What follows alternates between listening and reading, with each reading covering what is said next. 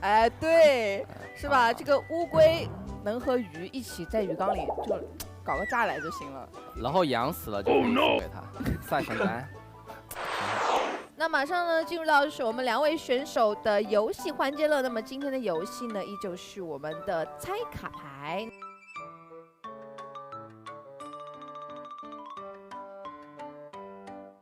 糯米糍先来选择一张卡牌。紫色加速起飞。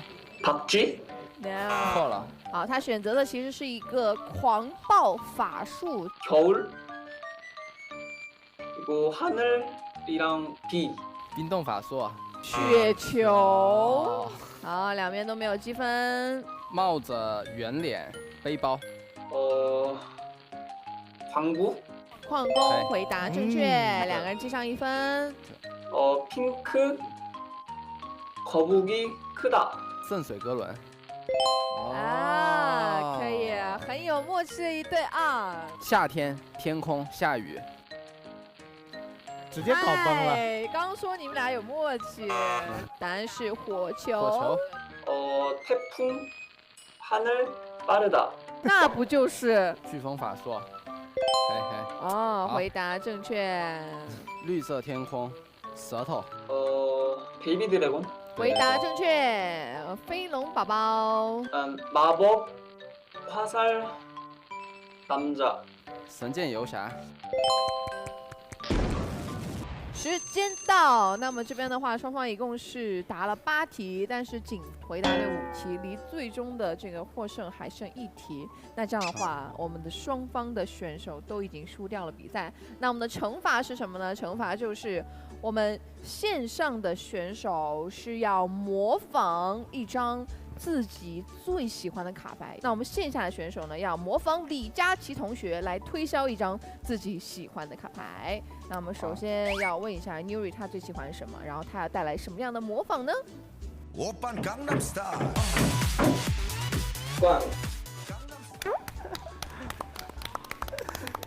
可以，他不仅给我们描述了野猪，还给我们跳了一段 Gangnam Style。 아무래도 제가 처음에 클래시로얄을 시작했을 때 호그라이더라는 카드를 굉장히 좋아했고, 그 이유가 그 호그가 망치를 들고 타워를 이렇게 치는 게 굉장히 타격감이 있고 재미있더라고요. 그래서 되게 좋아하는 카드입니다. 学得很像，可以尝试买一头骑一下。这个什么脑回路？就是啊，接下来到你了是吧？我要推销的是它神剑游侠，不需要9费，不需要8费，只需要4费，既可对空又可对地，是多少女孩梦中的白发王子，多少男生向往的神箭手。兄弟们，用它，用它，用它！神剑游侠，4费的神。好的，谢谢我们双方选手给我们带来的表演。好，那我们也非常感谢我们2位今天能够来到我们节目当中，给大家带来欢乐。那最后呢，我们还是想要问一下 Nuri 在这个赛季有什么话想要对 Team Timing 的粉丝们一起鼓舞和加油的呢？ 저희가 스페셜 시즌 때 되게 부족한 모습들을 굉장히 많이 보여드렸는데, 저희 이번 가을 시즌에는 그래도 그런 단점들을 되게 극복하고 그런 보완을 많이 했기 때문에 이번 가을 시즌에 저희가 꼭 리그 우승컵을 들어올릴 수 있도록 많이 연습했으니까 많은 응원과 관심 부탁드립니다. 那我们也让糯米糍代表我们的 TTG 向我们所有这个 CIL 的观众来说出你们的心声吧。谢谢大家收看，谢谢大家支持，祝你们生活愉快。好官方啊！官方的回答了他的废话。好，那我们也再次感谢2位，也希望2位确实能够最后挺进到我们上海全球总决赛。好的，那我们本期节目到这里呢，已经是全部结束了，非常感谢各位的收看，我们下一期不见不散，拜拜，拜拜，拜拜。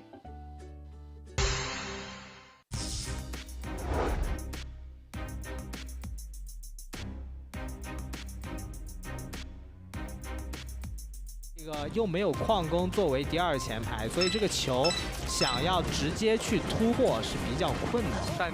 但是这里会吃火球吗？看一下，这也是溜过去了，拉没拉到？这边火球看一下，火球得交啊，火球2下2下，这个火球是没有砸到这个气球啊。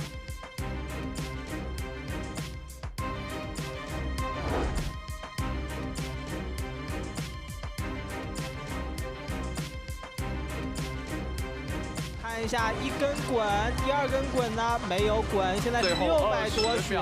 其实这里能再压一波吗？看一下这波可能会跟大闪现在交不出大闪，还好没有撞到。及时，对，应该是一毒有一闪。看一下这波蹦迪的情况，是双蹦迪加冰冻吗？对，一闪来得及吗？恭喜 nova， 赢得非常的极限了。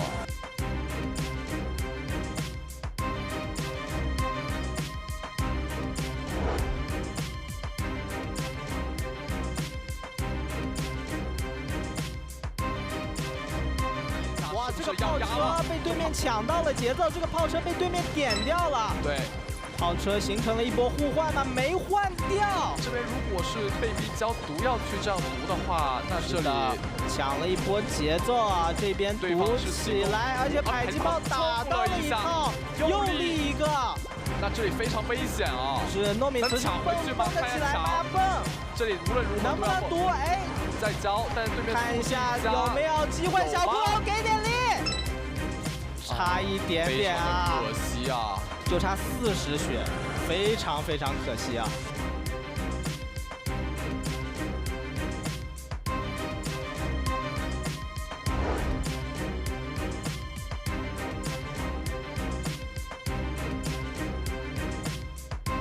能不能渔夫把这个女枪拉过来？很关键。 可以，哇 ，Light 这个法术这个下的真好，而且还是预判了小陈这个预判，打的太优秀了，我感觉。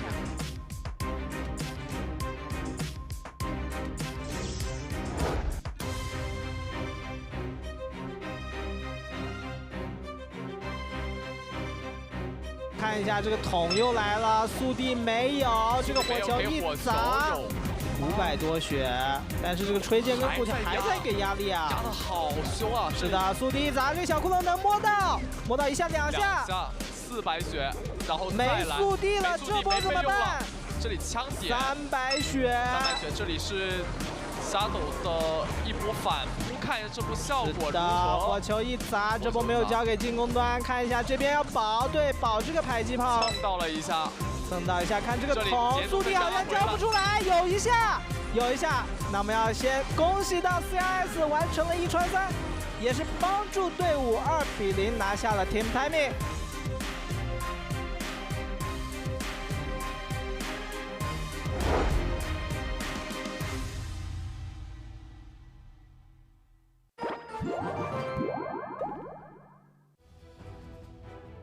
想打2路好像有点难，因为他这里沙斗场上有这个炸弹塔的，你这个出这个举高高肯定是进不去的。3个塔在打。是呀，守住就行了，守住这30秒就完事儿了。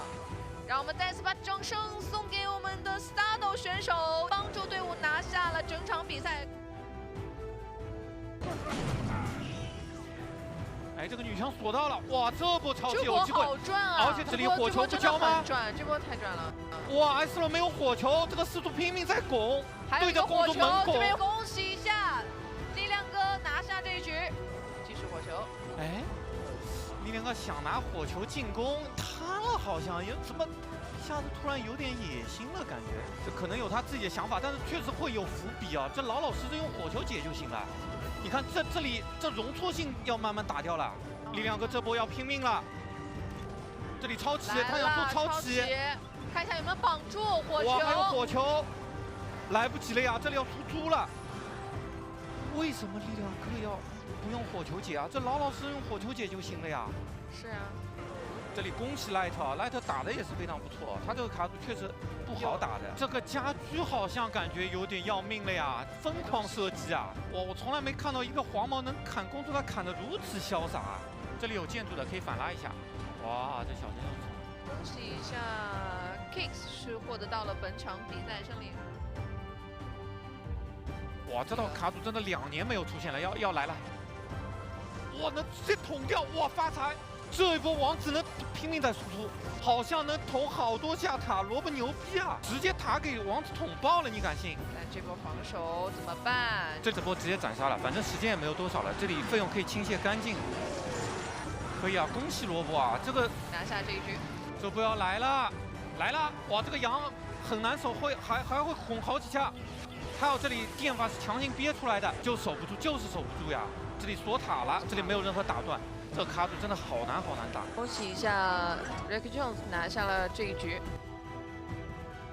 有一个黄毛房子在左边，就是左边这个骷髅球进不来。地面，哎，这渔夫，那你别说，这渔夫带的还真的挺好。他一直在这里绕来绕去，渔夫就勾着你的伤害，在这里就裸蹦加毒药。看一下这一波，如果说能不能小骷髅给点力，看一下，1秒，恭喜到糯米糍啊！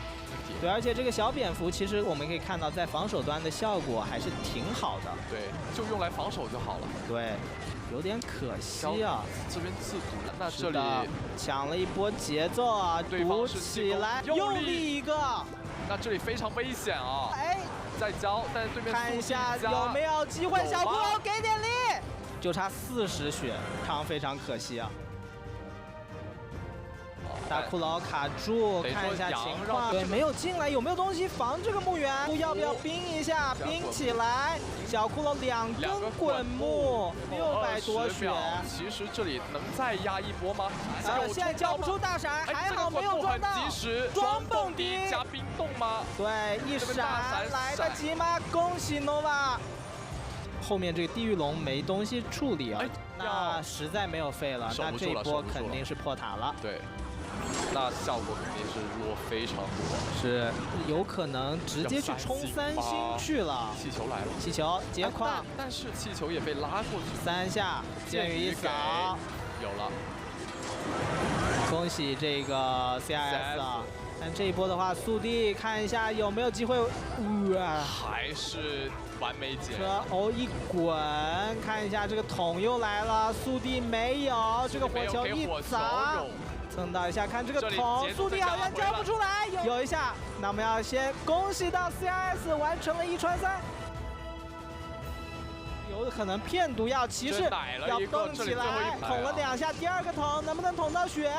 还是不行啊，还有时间。但是雪球加这个滚木加毒药是基本上是够了，甚至是2波桶，差一丝丝啊。是一个狗球呢，还是也是一手飞行器？3枪，哇，掏出来了呀 ，Blizzard 的，好像是他是唯一一个打3枪的，对吧 ？Blizzard 有没有机会突破掉？对，疯狂被，这一定突破了。但是这牢笼看一下，这其实有没有？哎呦，还是全出右路，那牢笼过出来了，往后拉。这是守的真的好啊，因为他其实这个牌去守这个3枪其实是很吃力的。恭喜到 Band 是实现了，也是第2次的1传3啊，是伤害嘛？对，在挡，而且被奶起来了，两边家具，右边交了很多牌，左边炸弹塔，炸弹塔也没有拉到异路，说不定又被预判到了，家居1炮还行，还有1炮吗？在抢节奏啊，渔夫一拉，而这边家居怎么办？没拉到，连续的这个火球跟这个炸弹塔，特也是不负众望，2比0，就是干净利落的带走了这个 line。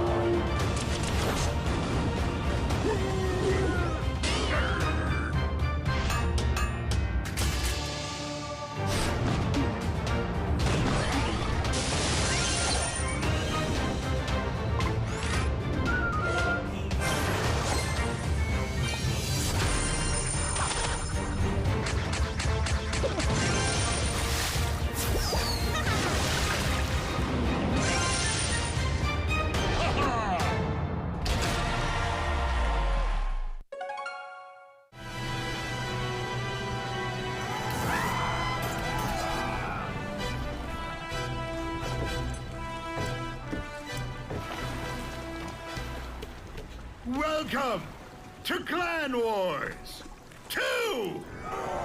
Your journey begins here. And what the? What is love?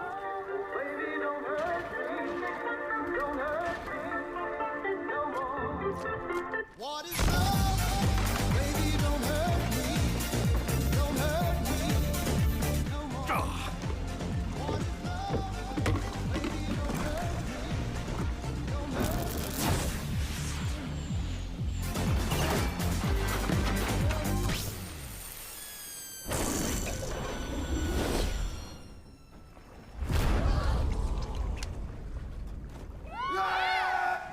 As I was saying... Oh, wait! Hello?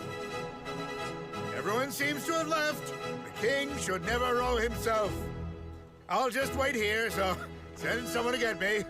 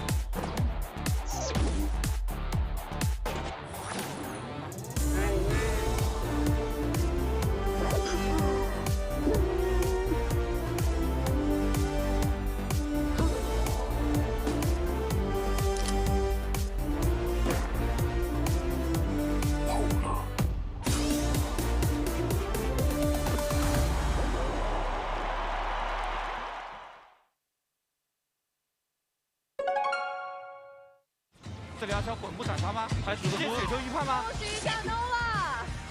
마법들도 있고요. 파이어볼 만들어라. 네, 마무리됐습니다.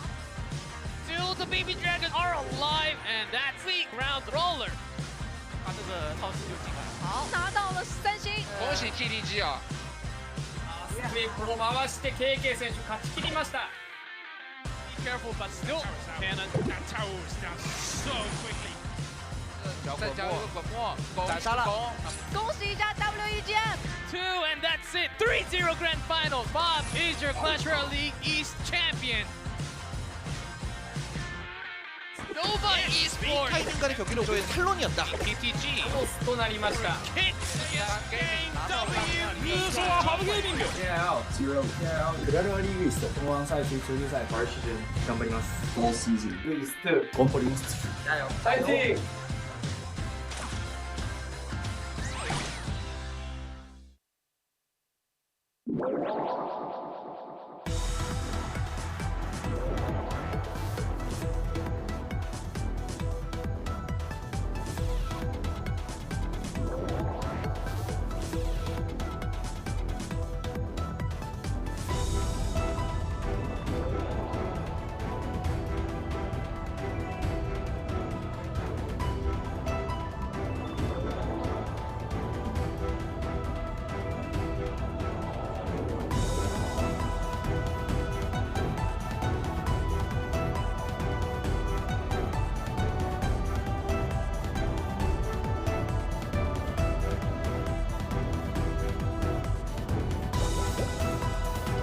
And welcome everyone to Clash Royale League East full season. My name is Simon. With me, as always, G-Clef. How's it going, buddy? It's the Clef, and today we're going to have some exciting matches. And week 6, day 2, week 7, day 2. Week 7, day Man, 2. I'm We're traveling almost time now. We're almost at the end of the season. It feels like it's come and gone in an absolute blink. But in that blink, we've seen Ponos absolutely rip teams apart week in, week out. And the only team who they haven't managed to rip apart is their opponent today. TTG. Yes. What was that, man? It was for you to say it. I thought you were going to say it. I was waiting just for having you. fun. But no, it has been incredible. I mean, yesterday Ponos ripped apart team timing. Piece by piece.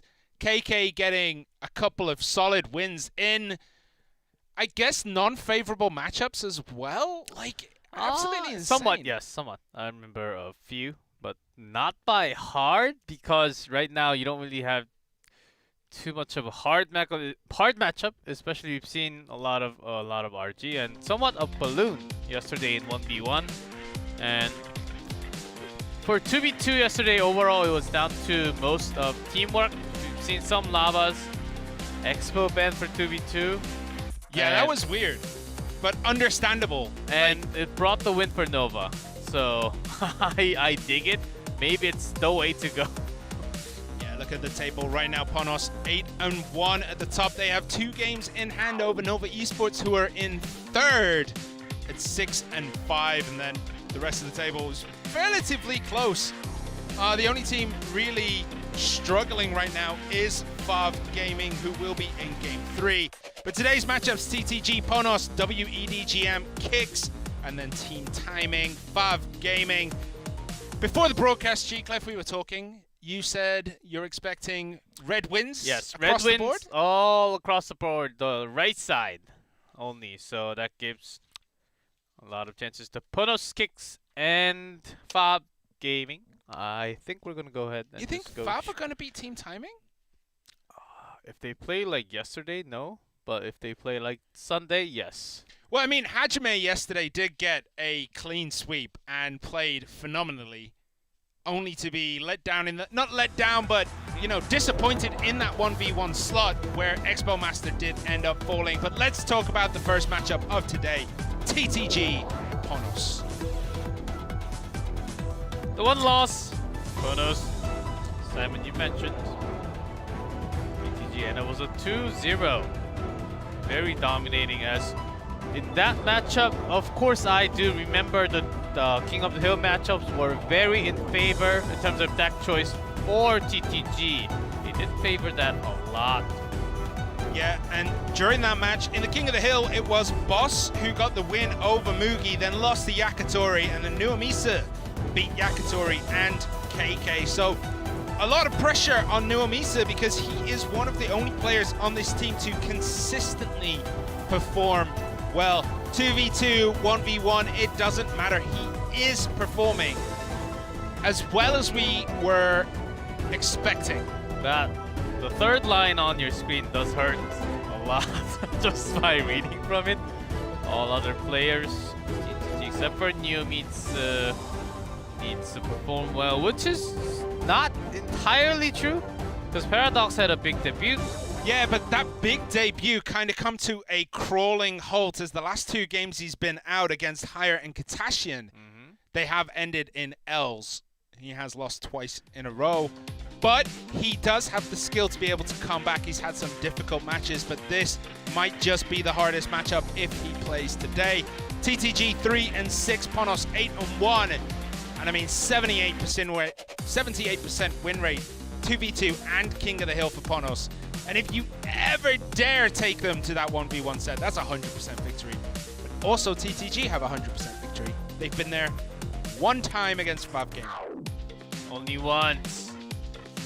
And the key player, certainly Nuomisa, but if you had to line down the next key player, it's hard to find one immediately from TTG when you can easily say KK is another key player. And also Raiki just rising up a little bit further. Yeah, I mean, it does look not barren. There is a lot of potential in Boss, Famous Kid, Hui, and Paradox. But they need to realize that potential kind of now because they are in a lot of trouble. If they lose today especially, they are in a lot of trouble for the season. They might not even make the playoffs. That is true. Again, guys, the bottom two are eliminated before the playoff. So right now, Team Timing TTG still in those last two spots.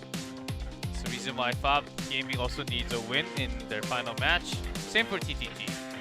Will this curse continue to go on for Ponos? I'm sure they do not want to leave any more marks in their history. And we see it does look as though Nuomisa is standing up there on his own, which usually means it's Nuomisa and Famous Kid out of TTG. You can see Nuomisa right there on your screen, and his partner, yep, is going to be Famous Kid. So far this season, they've done pretty well. I would say they're 1-2, but they play good 2v2. First time, I wasn't totally sold, but even after that, like Nuomisa had pretty good teamwork. But the scary part is that Ponos, Brad, and Wrecking Jones, they're a strong team, and now they have 10 God. Yeah, they have so many options when it comes to 2v2. They brought in Tengod for yesterday's match against Team Timing. It was Tengod and Yakitori. And they ended up winning that 2-1. This time it's going to be Rad and Raiki Jones, who this season, 2v2 set score is 6-1. And we do get the double NATO ban for the first time this week. So nothing crazy, but no fun in this. 2v2, of course, 2v2 as a game mode, it's always fun, but I'm just talking about the bans. Yeah, I do want to see some special bans come out, like seen some Giant Skeleton, which is now sort of a standard-ish, right after Tornado, some RG, some Freeze. Expo ban yesterday. And Musketeer ban was actually really cool. Yeah, I like the Musketeer ban we got yesterday, but double NATO ban is pretty much open season in this 2v2. It means that these teams can play any of their deck repertoire because Tornado, most teams I think now, as we've talked about before, are practicing without Tornado because it is banned so often. And without Tornado, We saw a lot more baits yesterday, at least twice. And a few more of those giant skeleton and lavas. Let's see what Ponos and TTG is going to focus on their first 2v2. So it is going to be Ponos, Reiki Jones, and Rad in red at the top, and Famous Kid and Nuamisa in blue at the bottom. Starting off with the log and the recruits. Ponos, are they thinking recruits with graveyard or air, some balloon attacks? There was a 2v2 yesterday in West, I believe. That was 3M Royal recruits with the balloon, I think. Maybe it was a graveyard. But we'll see what they bring with this. Is this balloon going to get a connection? No, but those skeletons at the back do get quite a bit of damage in there. Down to 16-21. Even though that fireball was not the most prettiest fireball, the death damage from the balloon doing some work, taking out the archers, doing some damage to Musketeer. And they end up doing quite a lot, actually, about 800. Yeah, Ponos could have possibly saved that log. The bomb tower did lock onto the goblins from the goblin barrel, but better to be safe than sorry. Here comes the double barrel. Down on that left-hand side, and cleaned up relatively nicely. Not a lot of damage taken by Ponos, and this is their strength. They just know exactly what each player is doing at any given moment. There is no wasted spells. There is no miscommunication between the two either. It's flawless execution of 2v2 every time we get to see Reiki and Rad. There's no big miss from especially Reiki, as their spell has been pretty crisp. Now again, recruits from Yomitsu Famous Kid this time.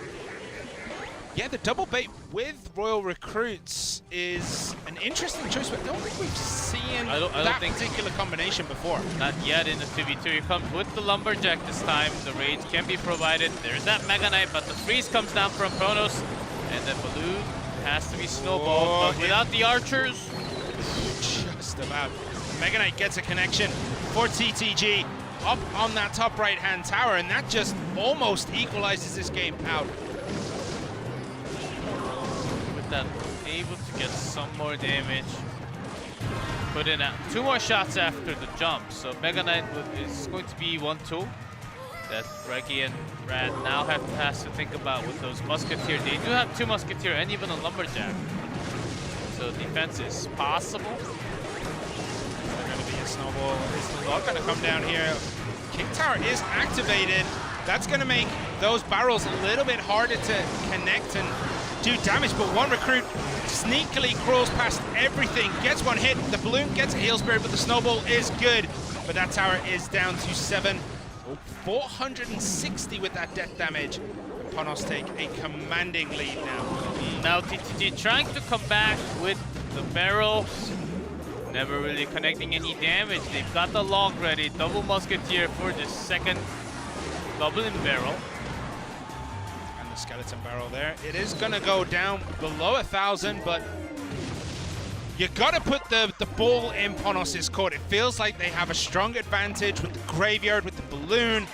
I just don't feel like TTG can completely shut out the damage that Ponos can possibly put down.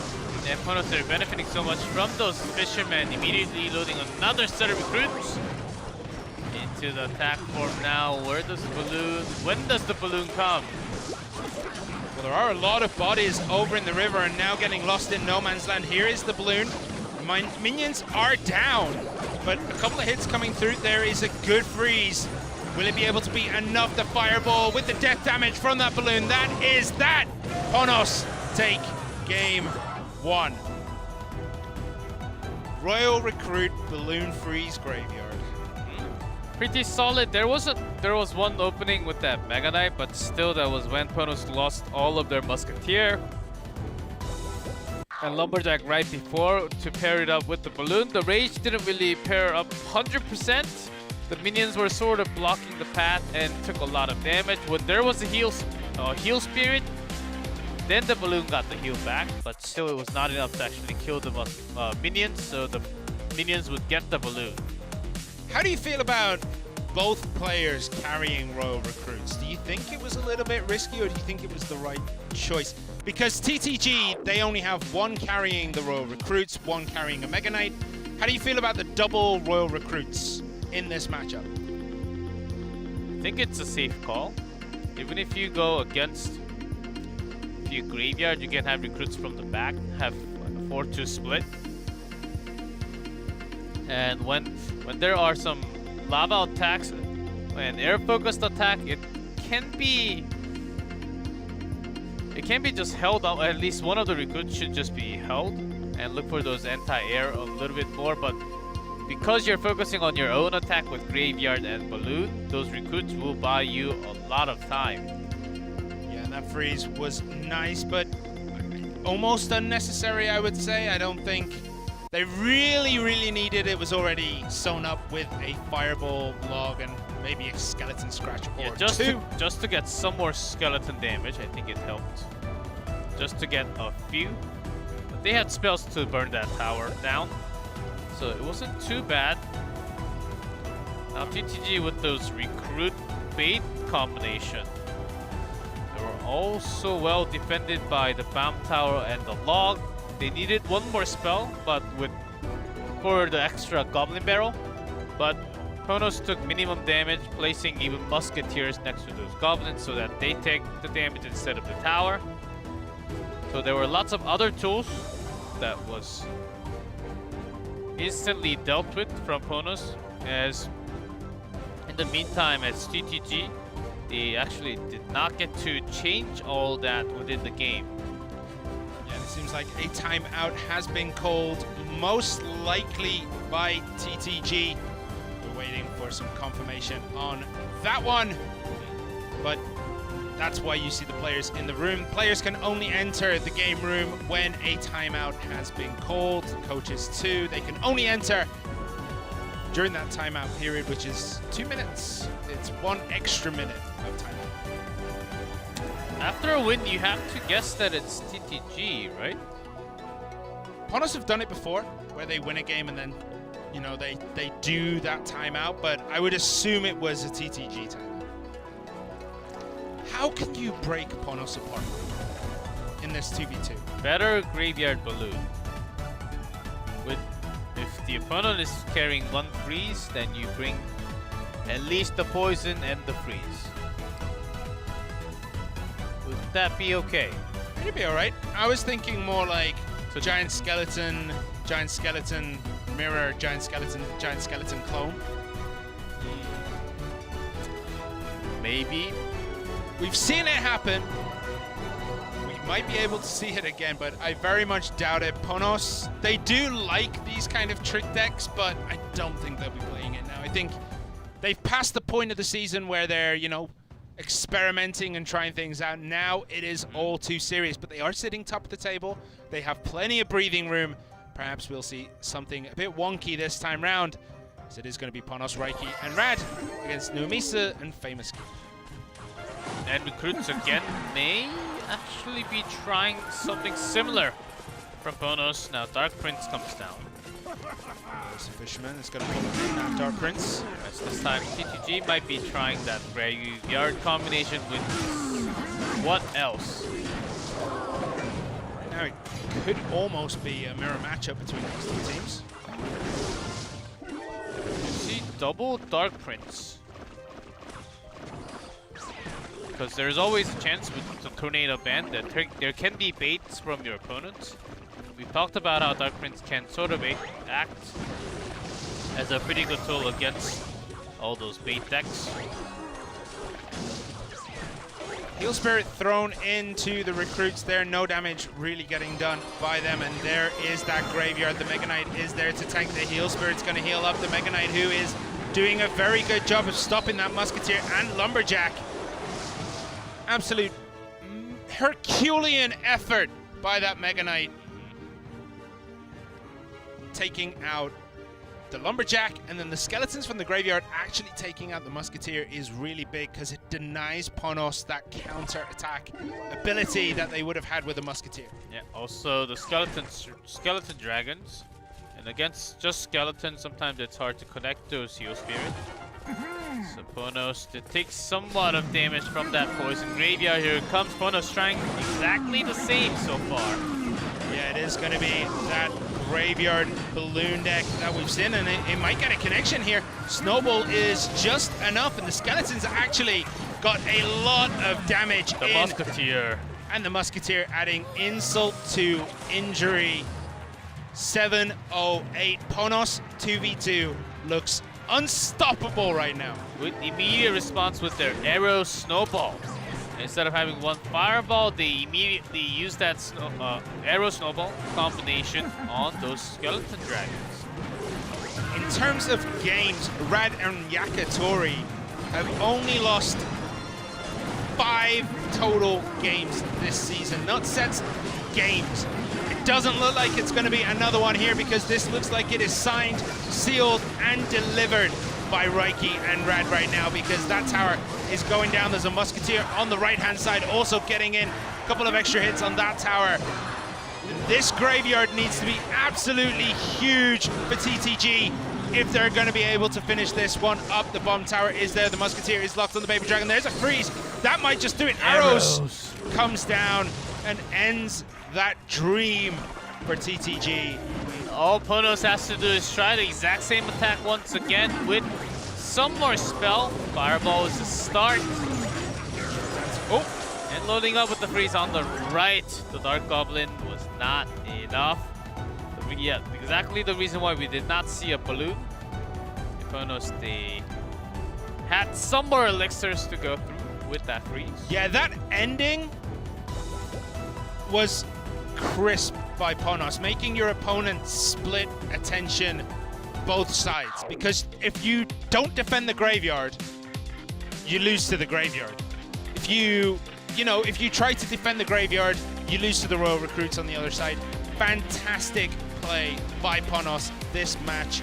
And that is why we see these two at #1 in the 2v2 rankings in CRL East. Such solid games for Rad and Reiki. Even after game 1, they say this is what we practiced and this is what we found to be the best right now at 2v2. It just cannot be defended perfectly, and how they made it so that they get most of the death damage from the balloon, and when that's happening, the graveyard also did some damage.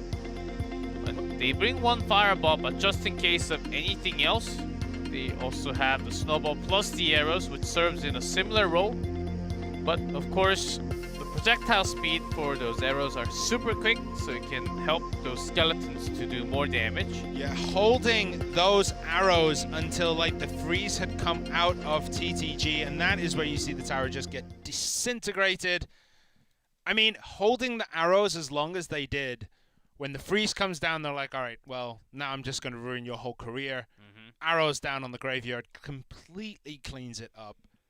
It was pretty clean, as we always have known that Ponos, their 2v2 is solid. And it's up to the 1v1s now, though. TTG, after dropping to 2v2, can they actually bring it? I know they had lots of 2-0s in the first half and the second half round robin. It's gonna be hard. TTG have a lot of work ahead of them if they're gonna be able to win this. Ponos, so Paradox, I think, can just cruise by. Mugi and KK playing phenomenal right now. They're just playing KK is the best clash they have ever played. This is the best Ponos team I think we have ever seen. Like, we talk about the Mikambuya days. Going back in history, the Mikambuya days were fantastic. This one looks even deadlier than that. The rest of the team is filled out, and it's not just the Mikambuya show. And KK yesterday was scary. Bringing out all those traditional mixed-in decks with that can sort of go against the meta decks that we have so far. And to make that work where you can surely use all these old decks in traditional, the classic decks that we all know. Sort of like the old Expo with the Tesla or the Ice Flow, anything with that Motor Miner cycle. But KK makes everything work. That's a scary part. Legitimately everything. If there's going to be a player that wins with Wizard, Night Witch, Giant this season, it would be KK indeed.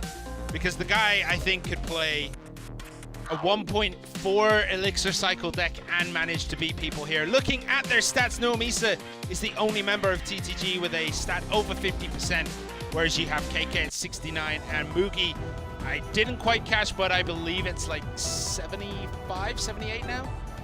It's going to be Rad out first. It's going to be Rad against Paradox. Rad played a couple, but not any more than just a couple. Was out once against Nova Esports. He did get a win. He did beat AUK with a Lavaloon Miner and lost to D-King in the immediate game after that. Whereas Paradox so far this season did start relatively strong, got a win against Greed, but since then he has lost to Sado, Higher, and Katassian.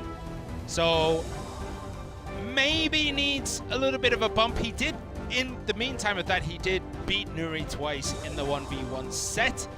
But of course, King of the Hill is very different. You only get one opportunity to be able to get that win on the board. Last time Paradox was out, he played Graveyard with the Ice Wizard. Before that, against Higher, he played Royal Giant with the E-Wiz. We'll see what he decides to bring today. That's Rad. I like the fact that Ponos is putting different members, but before KK, before Mugi, or in between. Sometimes Rad, sometimes Reiki. Maybe they will even put Tengad in some 1v1 games. I think they're getting ready, getting prepped for that playoff, which is, right now, I think it's the best time to do. Well, they've essentially qualified already. I mean, now it's just, you know, it's a formality to finish this season for Ponos because they're already walking away with it completely. Yeah, I think they want to have the best setup to get ready. All right, so the Bob Hut, sorry, is down here for Rad, which probably means it's going to be that Graveyard deck. Or E-Golem. not with the skeletons. But every time I saw the first Nightmares came down when I saw this Barbud with the E-Golem. Yeah, back in the day where it was only just a few months ago. Deck. Yeah, it's not that long ago anymore. It feels like forever since E-Golem has been out in the game. All right, good luck. Just to soften everything up.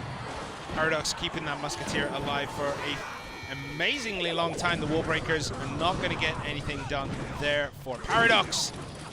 Rad has a decent control over this already. Does allow this miner to come through. The Musketeer is going to attack the Skeleton Dragons, and she's going to clean it up most likely.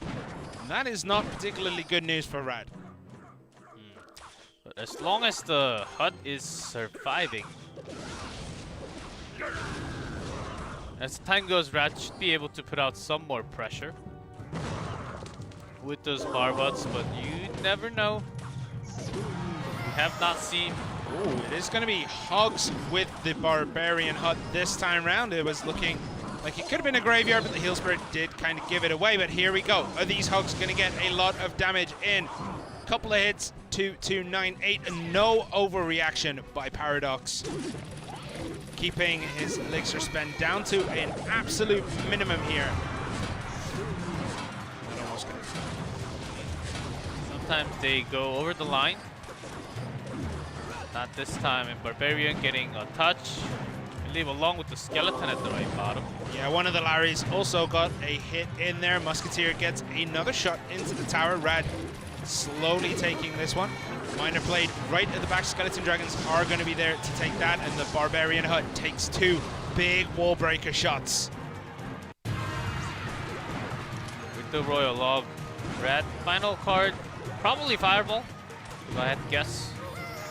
But did not really find too many chances to use it against that Musketeer. There you go.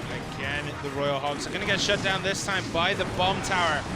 Fireball used to clean everything else back up. Heal Spirit was used just before, so could not come into cycle. It's looking bad for Rad right now. I don't know how he's gonna find a way through everything that Paradox has. He just has every tool at his disposal to just clean up Rad's push time and time and time again. But Paradox ends up using a lot of elixir just now. So Rad, if he can load up for another bar pod and look to maximize his attack, it can still be done. I mean, it's 130, but he's gonna load up another Royal Hog.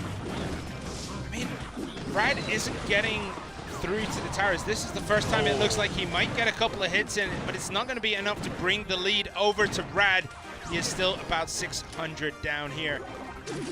That fireball could have been amazing getting the Knight Tower and the Musketeer, but missed on the Musketeer because it was all the way toward the center.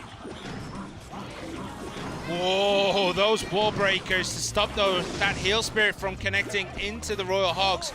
Absolute stunning play from Paradox here. He is controlling this beginning to end. And it looks as though Rad is done for. There are 45 seconds left. Anything can happen. 600 damage, but it really doesn't feel like it now because Paradox just has this under control. Under total control, as the Musketeer is never really being fireballed. And it's actually Paradox putting out some more damage. Hogs on the left, but the bomb tower is always, and the Heal Spirit not really landing. All for Rad. Immediately loads another set of Hogs. And the fireball again. And in the meantime, Miner has been doing a couple more hundred. Yeah, I just don't think it's going to be done. Time is ticking down. We have sudden death, but Paradox does take the victory here against Rad.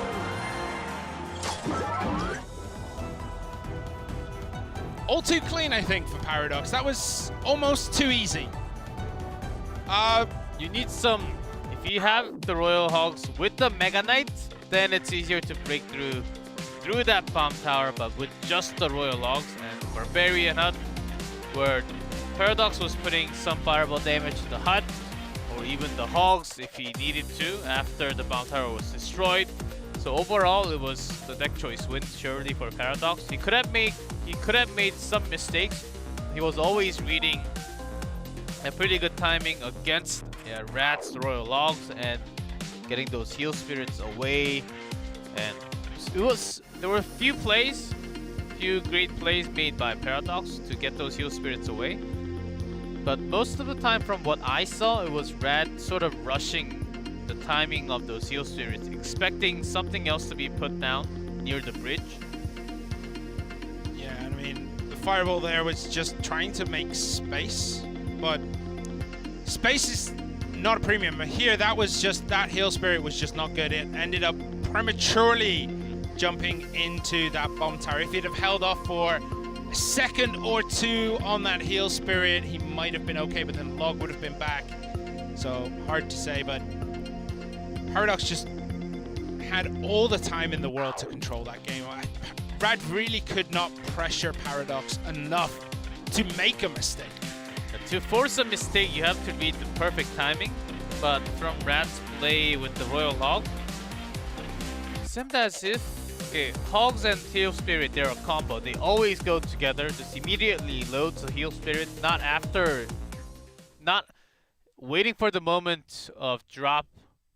At least the deployment of sometimes Musketeer, Wall Breakers, maybe even the Bomb Tower from Paradox. You have to sort of wait for the timing and then make sure it connects so the heal does the maximum. But then, you give your opponent that time to get a log back in hand or get the 2 elixir you need. It was a hard thing to do, but it was very premature. I think none of the Hogs had taken damage, or one of them had took a hit or two. Nothing major, nothing from the bomb tower. Because I remember at least 3 times where the Heal Spirit went into 100% HP Hogs. And they were just being healed, I guess. There's nothing you can do. I mean, yeah. Who are we going to see out next for Ponos? Paradox played that one, played an absolute blinder. KK. You're going to throw out KK next? We'll see what Ponos decide to do. They are going to throw out Mugi next. Paradox versus Mugi. If Paradox can play the same way he did in game 1 and get that matchup advantage, he can easily take Mugi. But Mugi, I mean, this guy has more wins under his belt than legitimately anyone else in this league right now. He is 10-3 in King of the Hill. His losses have come to Sado, Boss, and Light. Mugi did not get to play yesterday because of KK playing so well. It feels like it's been some time. I think that's why we're getting Mugi out now. Like, if you're Ponos, you want to keep both your superstars, both your heavy hitters, like warmed up and ready to bat at a minute's notice. And here, swapping those two around, swapping Mugi and KK, is just a way to keep both players happy, to keep their performances coming, to keep their practice on stage in tournament like crisp and tight. It's a great choice by Ponos to bring him out. Can Paradox take him down the same way that Boss took down Mugi last time? Wallbreaker Miner is certainly a pretty good cycle. If you are those quick cycle decks, you just have to be really quick with the hands. You have to land at least 1-2 predictions at every single game. And Mugi is also known to be real good. And this time, Paradox is against a Cage, so this matchup does seem a little tougher for Paradox this time. Yeah, looking at it, the last time we saw Mugi play Cage, it was the Royal Giant Lumberjack deck. We'll see what he's bringing with that. This one, it is going to be a different deck because that one did not carry Knight. And with the Heal Spirit, I think we know what it's supposed to be doing. Skeleton Dragons are fireballed out of existence. There's the Musketeer cleaning that up. He's going to push ahead here. Graveyard?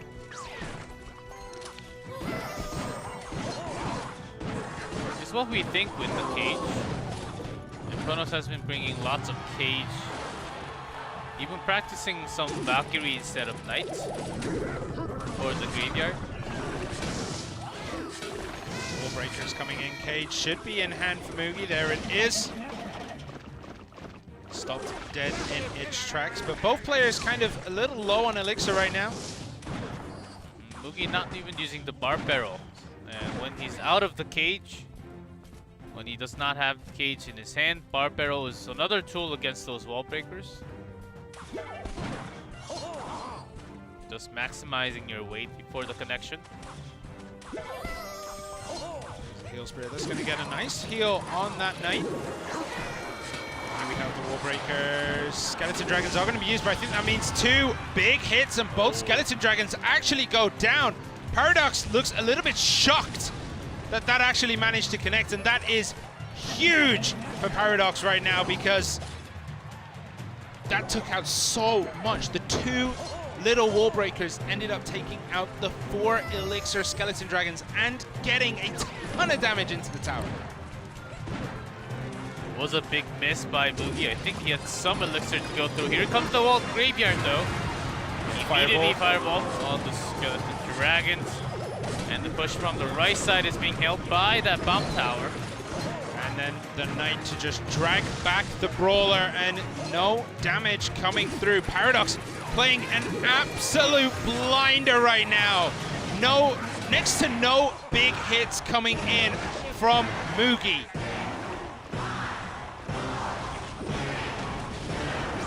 Still one Graveyard can make it happen, but so far Mugi's defense seems a little weaker compared to before. Loads up another Knight to go to the right-hand side. And the perfect timing for that Graveyard, but blocked by that bomb tower. The bomb tower does a good job of just clogging up the lane, making sure the Musketeer and the Knight cannot get over in time to protect that Graveyard, and then Fireball comes down to eat those Skeleton Dragons alive. A little bit of damage kicking in here, but Paradox just has the cycle. He has the advantage. He just is playing this absolutely flawlessly. Even with the cage being on the other side, he's making work by having some really nice fireballs. Getting those dragons in with the knight and the graveyard off to the right side this time. Yeah, Mugi finding a window to try and get this graveyard in. It is working. Couple of hits coming in here. 1-3-4-1. That's the first sign of any leak in Paradox's defense. There are 50 seconds left until we get to that tiebreak situation. So this graveyard needs to work. Oh, I don't think it will. 1-4-8. This is Mugi's last stand. He needs to get this tower now. Otherwise, Paradox is going to take it. And it looks like he has. The miner jukes the knight. Fireball to finish it off. And Paradox takes out Mugi. As Mugi had a pretty good deck, but still against the miner prediction. It was really tough to load up a knight against the miner all the time. The wall breaker connection was huge because not just the connection it took out with the death damage, it took out the skeleton dragons too. And ever since that moment, Mugi's defense has been folded up by Paradox every single time. Wall breaker is not landing anymore, but still the miner got some damage. And when the miner did not have any, when Mugi did not have any other defensive options against the miner, skeleton dragons came again. Then Paradox just fireballs it, which chips another tower damage. And on the other hand, Mugi's first few graveyards doing barely 200, maybe even less than that. I feel like Mugi was just giving like damage onto a plate for Paradox, like elixir advantage. You saw there, you have the knight and then the two skeleton dragons right on top. That's easy fireball value right there. And I mean, that was time and time again that happened. Like, Mugi presented it on a plate and Paradox was like, sure, I'll take it. Throws down that fireball, takes it out, cleans it up. And I mean, it just goes to show Paradox is a solid player. Could he sweep Ponos in a King of the Hill? Is the nightmare still on for Ponos only against TTG? TTG, the Ponos kryptonite right now. Of course we will. If Paradox does do it here, we will need to go to that set 3. The 1v1 set. But KK, the final boss, is stepping up to the plate, most likely, meaning Paradox needs to go through another ridiculously tough gauntlet. Yes, but now that Paradox has defeated 2 members, they still have one more, and very likely Nyomitsu from TTG. So that's another big challenge for KK, but KK has done this way too many times, way too many times, and brought that 3-0 in a row in King of the Hill. This season, though, he's only done it against Fav. He only did it against Jack, Expo Master, and Hajime. But around that, he usually gets 1 or 2, so it's time to step up and actually get the clean sweep. The reverse sweep, I should say. I don't know if he can do it. I think Paradox right now is playing flawless Clash Royale. If you do somehow manage to beat Paradox, we can assume Nuomiso will come eventually. Like, at the end, who would you throw in the middle? Would it be Boss, Famous Kid, Hui? Maybe Hui. We have not seen Hui in 2v2 for some time. I think having Hui is actually a pretty safe call. Right before Nuomitsu. You can see Fuji, the coach, in the background there, just hovering over KK, making sure everything is okay. His suit jacket looked a little bit big. Fuji's jacket was like, I reckon if you roll out the sleeves, it would have been down to his knees, but look at the smile on Paradox's face. He is absolutely loving life right now. He's taken out Rad. He has taken out Mugi. Can he complete the sweep and take out KK? We're going to be finding out relatively soon as the players just choosing which deck to bring. Paradox surely will not bring the same deck again, right? Surely You he won doesn't twice bring in a row, so and you still got 2 teammates behind you. So he might be stretching it too far because the opponent surely is KK. And KK will prepare a deck to go counter against the wall breakers. What's interesting is at the beginning of this match, it said, can the rest of TTG step up and help Nuamisa like complete and get wins for this team? Paradox must have seen that and was like, all right guys, I'll step up this time. I'll make sure that our team can get this victory. We can leave Nuamisa on the bench, at least for the King of the Hill. I'll take that against legitimately the invincible opponents. Only TTG has beat them. And Paradox could take us to that set 3. And they could do the double over Ponos that no other team stands a chance of doing this season. Paradox is in blue, KK is in red. And with the Heal Spirit and Skeleton Dragon, I believe Paradox changed this deck to something else. I love this exchange. It looks like fireworks to me. It's beautiful symmetry, isn't it? Oh boy. Arena with the Skeleton Dragons. Okay, that one Barbarian there, even though it was pulled by the Fisherman, did get a hit into the tower. And it is Royal Hogs this time from Paradox. And KK just goes in for it. This balloon is gonna get damage in. There's nothing to stop it. The Musketeer is locked on the Mega Knight.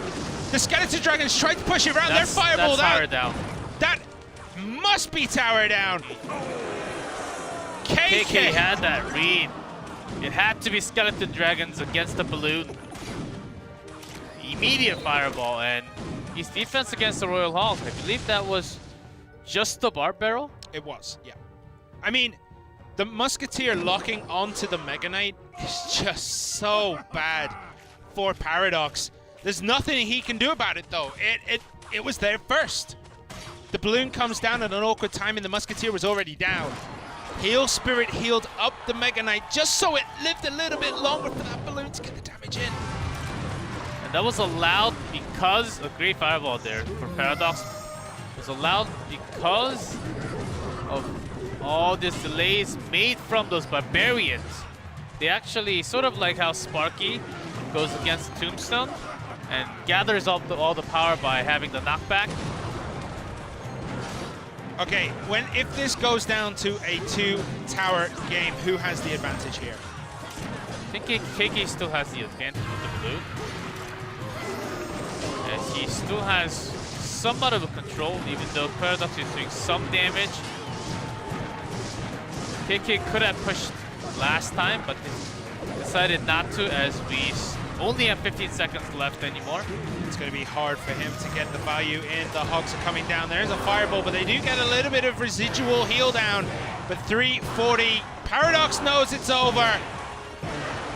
Fireball play to activate the tower. It does go down to 168, and the dream, Paradox's sweep dream of Ponos, ends in fire as KK absolutely took advantage of one opening in Paradox's defense. Hey Simon, you know what makes KK even more scarier? Is that he doesn't show any sort of expression after a win. He just scratches his head and says, okay, next game, what do I play? The mask helps keep that illusion, but yeah, you're right, he doesn't really show. So here, this is an excellent decision for KK. He knows he has this advantage. You can see the Musketeer is down there, not even interested in the balloon, and as soon as those Skeleton Dragons come down, Fireball is released, tower is gone. I mean, you have to, that's the shortest replay we've had, because that is literally the only thing that happened. Yeah, for Paradox, it's not bad when there's a Mega Knight from the back. You expect a Fireball and the Mega Knight to go against your Royal Hogs, but at that early of a game, when the Mega Knight is down, that's the sign. That's the green light for the Royal Hogs to go onto the left side which was the choice, but KK just having Balloon, which could not be read 100% because it could be literally Balloon or Royal Hogs. Yep. It depends on the player who's going to use it. We've seen it happen yesterday. Yep, 100%. Twice with the Graveyard Balloon as well. So that Mega Knight deck has been going around for some time. It's pretty new. But nowadays, players just using it left and right. So it is going to be Nuamisa in for Paradox. Nuamisa has set point in his sights. He has to take out KK. Probably one of the hardest matches I think Nuamisa has played. But the last time these two players met, G-Clef, how did it end? Was it Nuamisa, of course, because TTG won? Nuamisa did get the win over KK. If I'm not mistaken, last time round it was the Balloon Royal Recruits Lumberjack from Nuamisa when he played KK. And KK, if I need to just quickly double check this. Second game, so it would have been Graveyard with the Ewiz. So the last time these two played, it was most likely Nuamisa advantage with the deck choices. So we'll see. And that is Architect paper. There must be 1,000 decks on that thing. And you can't see through either. I know, that's the blueprint of victory right there. Absolutely. Are those papers where you stack them together by floor? Like first page has the base down and the second page has something else down? Like the tracing paper? Uh-huh. Wait, what'd you see? Did you see something? You know, I think that paper just had information about the players. Uh-huh. I think I saw, because you could just about see through it, and it looked like either a really big card, which would make no sense, or it was a picture of a player. Having a huge sheet like that with just information, does that mean is that why KK can read everyone like a book? Because Ponos legitimately have a book on every player in the league. We'll find out, as KK is in red, Nuamisa is in blue, and Nuamisa has set point advantage, but KK stands in the way. Can KK close this out for Ponos? Delivery. Is it motor deck? Most likely not. I don't think so. Oh, it might be actually. Cannon card is there, so it is going to be the cannon card mortar graveyard with bats. Have to see what the other spell choice is. Is it going to be the poison? Is it going to be arrows? We've seen a lot of different variants with this deck. What is KK bringing? It is going to be graveyard. Poison is there for Nuamisa. That makes it hard to get his own graveyards dragons. KK definitely was reading the blueprints of Nuamisa in that little time out there. Huge damage coming in. There is the mortar. Musketeer there to eat the shot first. Yeah, Musketeer will just burn it down because of the 2 barbarian hits. Graveyard incoming for Nuamisa. No, he's going to let this one go. So delivery is not a bad option against the Skeleton Dragons, but what you're really looking for is to bring them down. How patiently do you think KK is going to play the rest of this game? Do you think he's going to try and go for another graveyard? Do you think he's just going to try and spell cycle it down? I think he will just poison. Unless he needs to finish it when the time's almost over. Barbarians are down. Delivery is down as well for KK. And that graveyard is getting defended pretty easily for KK. The Barb Hut is a nice touch with this deck. Here comes the graveyard. Poison from Nuamisa just to stop the damage from coming in. No real damage to write home about. And there is KK's aggressive poison. That is how he is looking to finish out this game. Another great decision, forcing out a defensive poison, because offensive poison will get a lot of value for Nuamisa against the Barb Hut. But still Graveyard onto the left. That one recruit from the delivery doing a good job of holding everything up, and KK goes in again with another Graveyard as a distraction tool, forcing his opponent to spend that 4 elixir. Can KK get another poison in? Is he going to even bother? I don't think he is. He's going to play this safe, forcing Nuamisa to not play a Graveyard right now. He's already using too much spells, too many troops already spent down in the arena for Nuamisa. I think he has to go left now. From all the defensive elixir spent on the left. Yeah, and with that, because KK did not use a poison offensively, he does get the defensive poison onto the Graveyard, and these bats are going to get a little bit of damage in on that Bob Hut. But I still want to say this is KK's game to lose as we go down to the last 1 minute and 15 seconds. Some even into the tower from bats. Motor does connect 2 shots, but damage is split, and the Skeleton Dragons right bottom there, about to finish the game for KK. Yeah, down to 3:05. KK goes to the Graveyard left. Skeleton Dragons are there too. There's 2 Musketeers there. The Knight's going to end up taking both of them out, but is it going to be enough for KK to get this tower down? It is close. 1-3-2. One more poison will finish it. This is all or nothing for Nuamisa. There is the aggressive poison. Will the Skeletons be able to break through the defense, break through that Musketeer and the delivery? No, it will not. Poison from KK is enough to close it out. And it seems as though a reverse sweep is on the cards as KK took out Paradox, has taken out Nuamisa. Who will be the last man in his way? Boss or Famous Kid.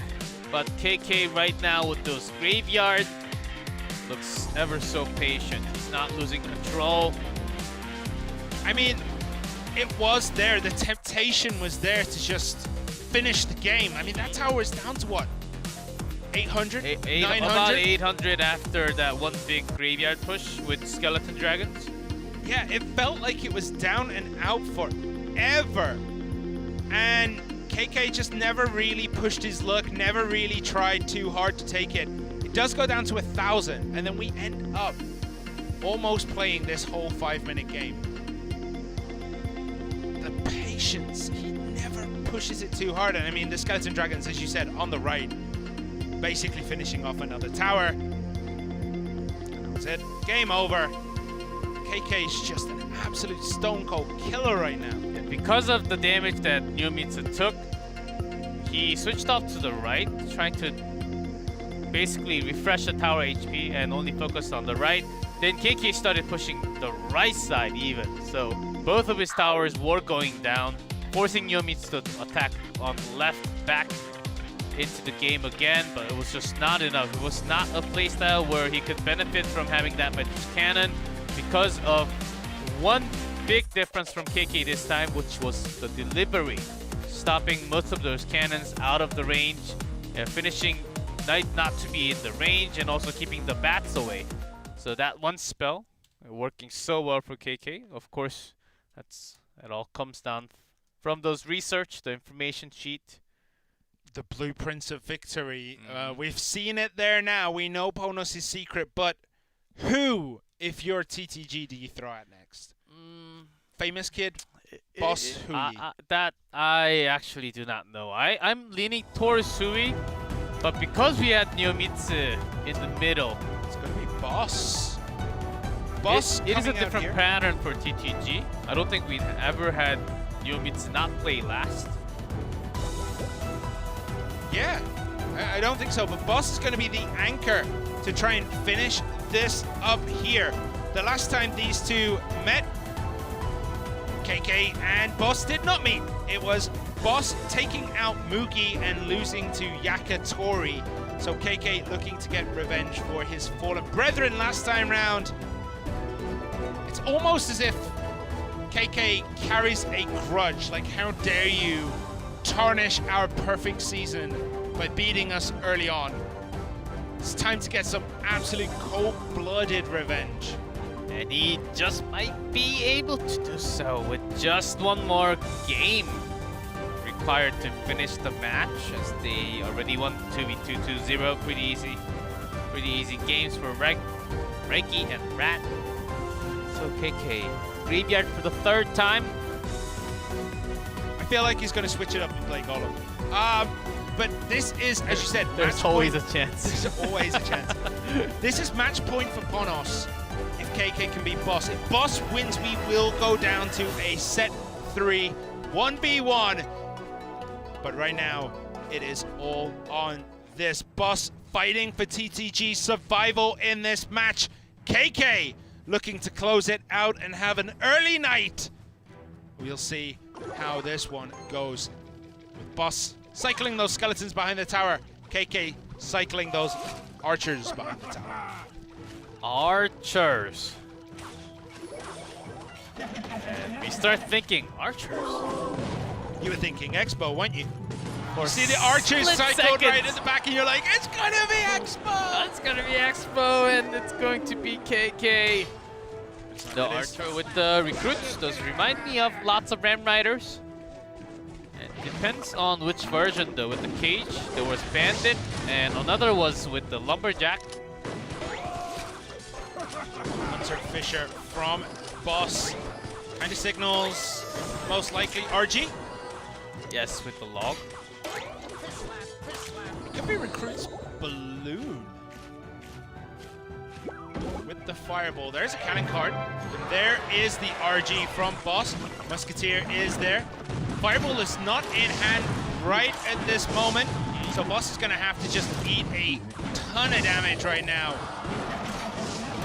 Down to 1-5-1-8. And Boss in the opening exchanges takes a nice little lead.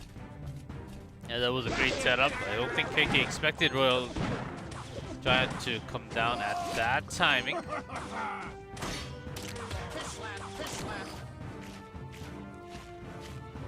As KK to find the cycle to go against this RG will be really tough. There's a Ramp Matter slowing it down just before it gets into the range. But does KK have enough to do the damage before it can do any hits into his tower? The answer is no, right there. And now we go into the double elixir period. Is this the time where Boss turns the screw and just makes KK's life a living hell in this match? Let's see how this comes down. KK's got cage ready. That could have been another RG timing. Just loading up the skeleton dragon this time. I think Boss was just faking out the RG push right there. Trying to get his opponent to commit a little bit of an elixir, but KK does not really fall for it. The tough decision for Boss comes when these recruits are out. How many do I actually spend? And when can I go with an RG when the Ram Rider push can happen? The first Fisherman didn't go for one of the recruits, so the charge does connect, but still, Boss having a massive lead. Just Indian Cage comes down for KK. No RG. Try to pull things out into the center. So Boss again lets his turn go to KK so that he can set up his recruits. Has the control right now. Will that ever turn? We'll find out. A Hunter goes down, but another one immediately in its place. Fireball to take out the Archer and the Musketeer there. Cannon cart pulled in.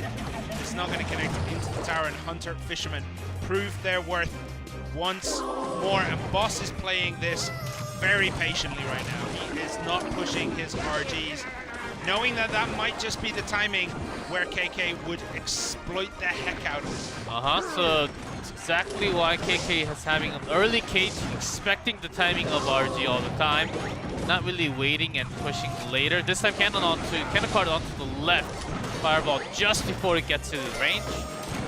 We are down to the last 60 seconds. Triple elixir period is here. Can KK break through? Can Boss hold on? We'll find out. Just 45 seconds time. Boss is also having a setup for that RG, but not yet. He's throwing a log, and he still has to worry about that Ram now charging all the way from the back. If the Hunter is gonna finish that up with a hefty shot to the face. Rider loaded up on the right. This time there is no Fisherman.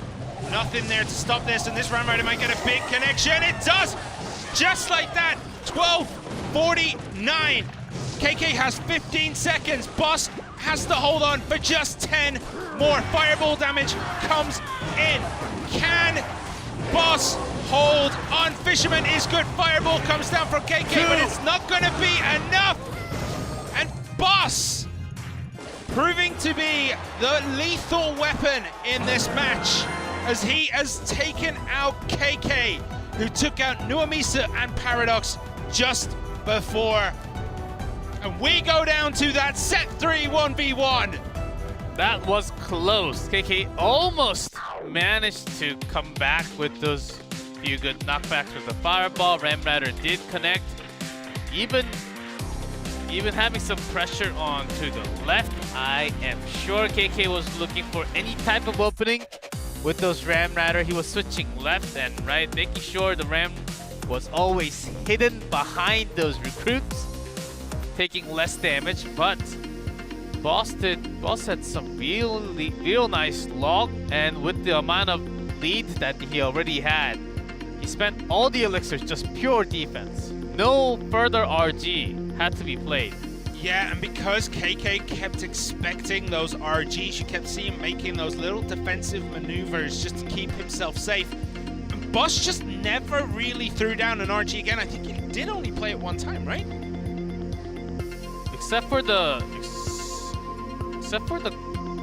first RG, I don't think so. Yeah, exactly. So he didn't play it that many times. He was just biding his time. He took a huge advantage and held on, and that is a much more mature performance from Boss, knowing, actually it's kind of been the rule of today, isn't it? You get ahead and then you just buckle down. KK kept making these little defensive changes to try and prepare for that RG that never came, giving Boss a little bit of an advantage on his defense, because imagine if that 3-4 elixir hadn't been used as a defensive step against a potential RG, and that was a more aggressive tool. I feel like KK could have done something there, but Boss, blinder right there.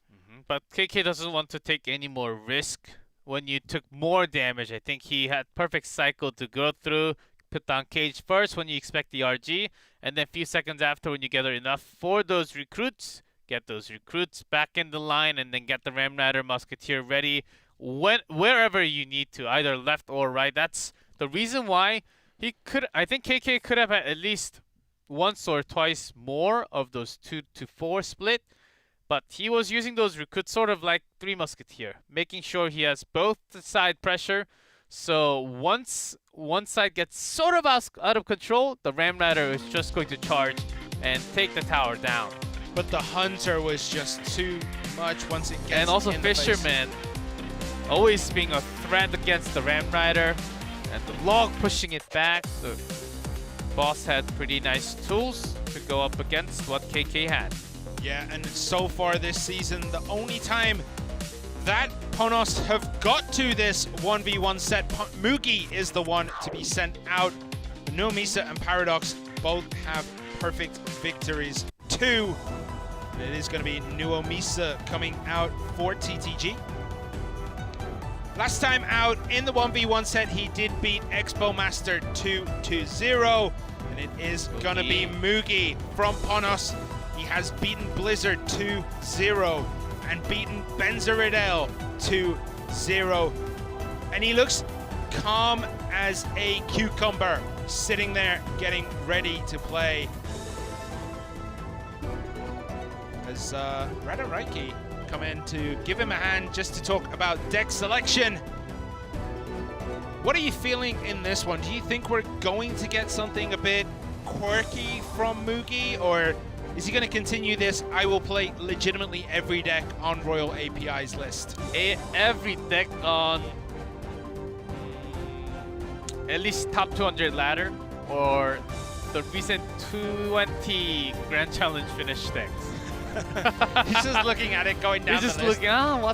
What's every single morning you just go up to the new list, press F5, refresh. It says, oh, that's new. I better try that deck so I can master. That's his mission for the day. Someone out there needs to complete a 20-win challenge or a global tournament with nothing but spirits. Nothing but spirits. We don't have 8 spirits yet. Ice spirit, fire spirit, Heal spirit, furnace, skeleton spirit. What? Golem spirit. That's 6. We still need 2 more.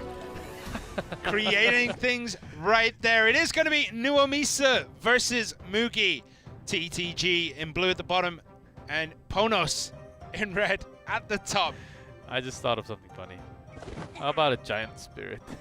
This giant spirit walks One down. elixir, it just fills up the arena.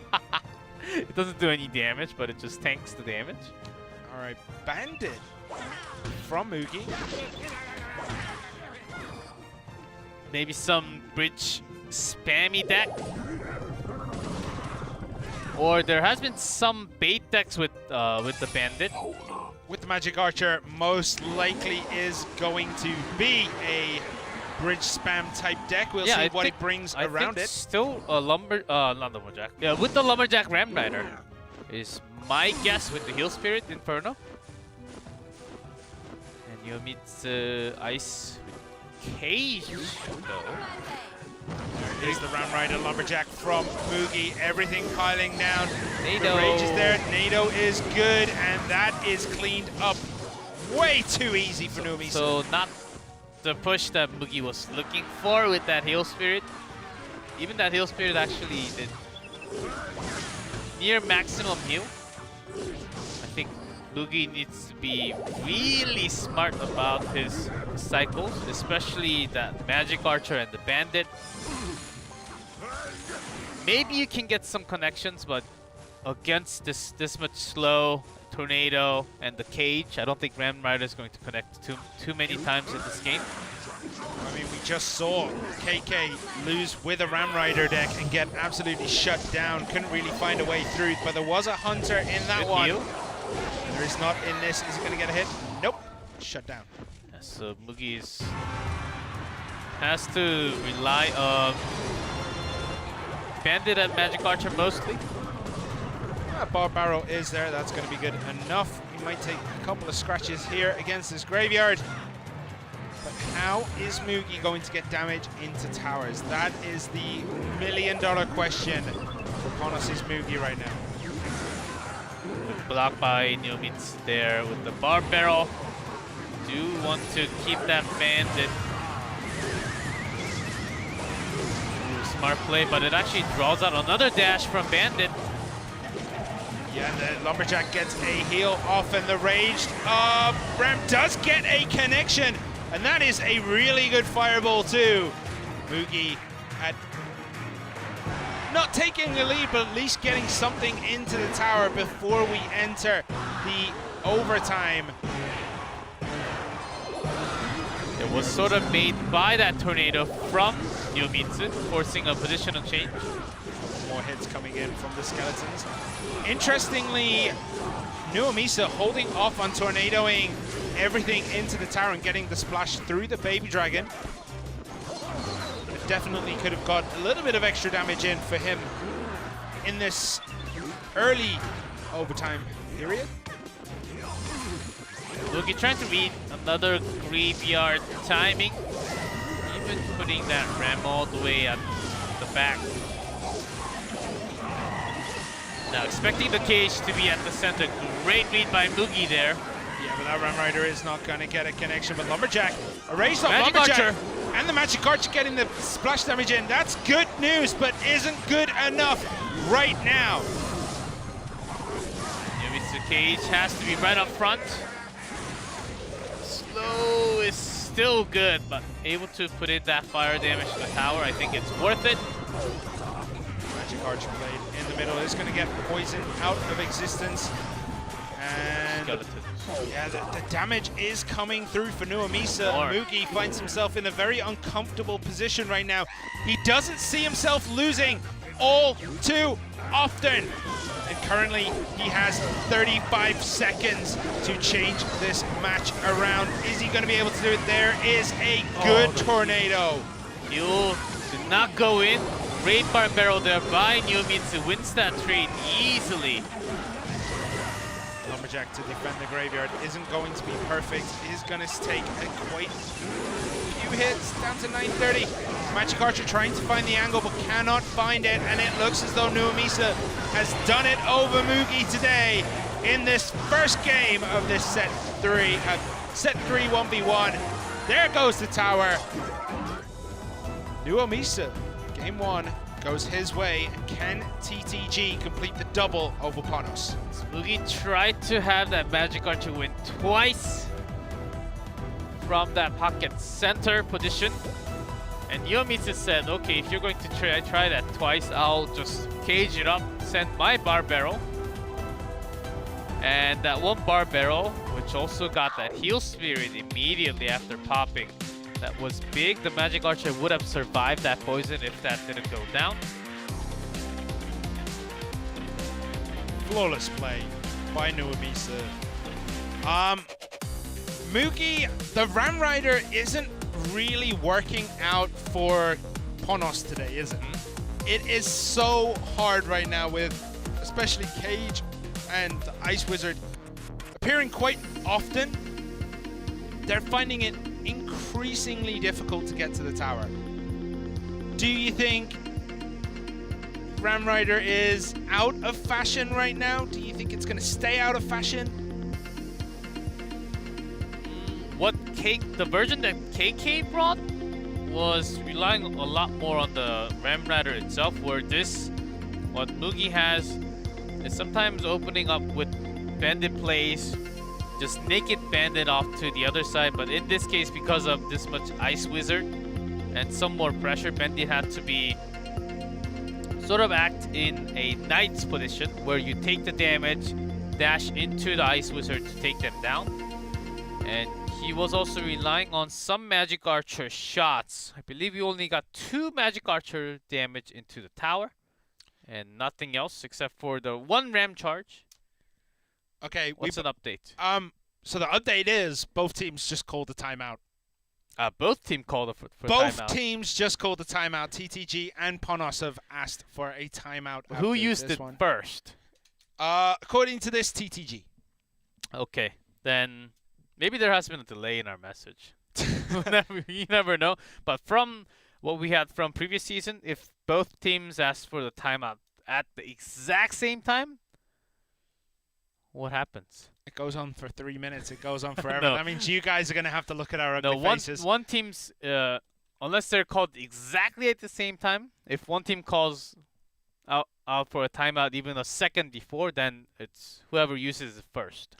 But I think both teams are going to use that full minute right now, because Nuamisa probably... TTG calling the timeout is probably just to calm him down, go through some of the strategies, go through maybe a change in what they're going to bring. Like, the coach calls down, hey, you were going to play this deck. I want you to play this deck right now, because I think Mugi's going to switch decks to go for this. Or it could be the other way, which when I used to coach a semi-amateur team, of course in a different game, but just using a timeout because we have it. And I would just say, okay, they're losing. They are about to go insane, and within this minute, they're going to think about 500 different things. And you guys don't do a single thing, just chill, okay? Do you think Mugi is the type of player who would overthink during a double timeout like this? I don't think he can, no. But his teammate and his coach will make sure he doesn't. So that's the thing. The org like Ponos, they have a lot. They're all close friends. They've been together for some time. Yeah. Mugi's recently new, but still, because we've seen the bonding between the teammates and what they can do from the coach. Well, don't forget, Mugi has also been in the Japanese scene for a very yes. long time. So all the players on Ponos know who he is and probably knew about him and talked to him before he joined the team. He probably practiced with the old Ponos. He probably, you know, practiced with Game with back in the day. So game 2 coming up. Nuamisa can close it out.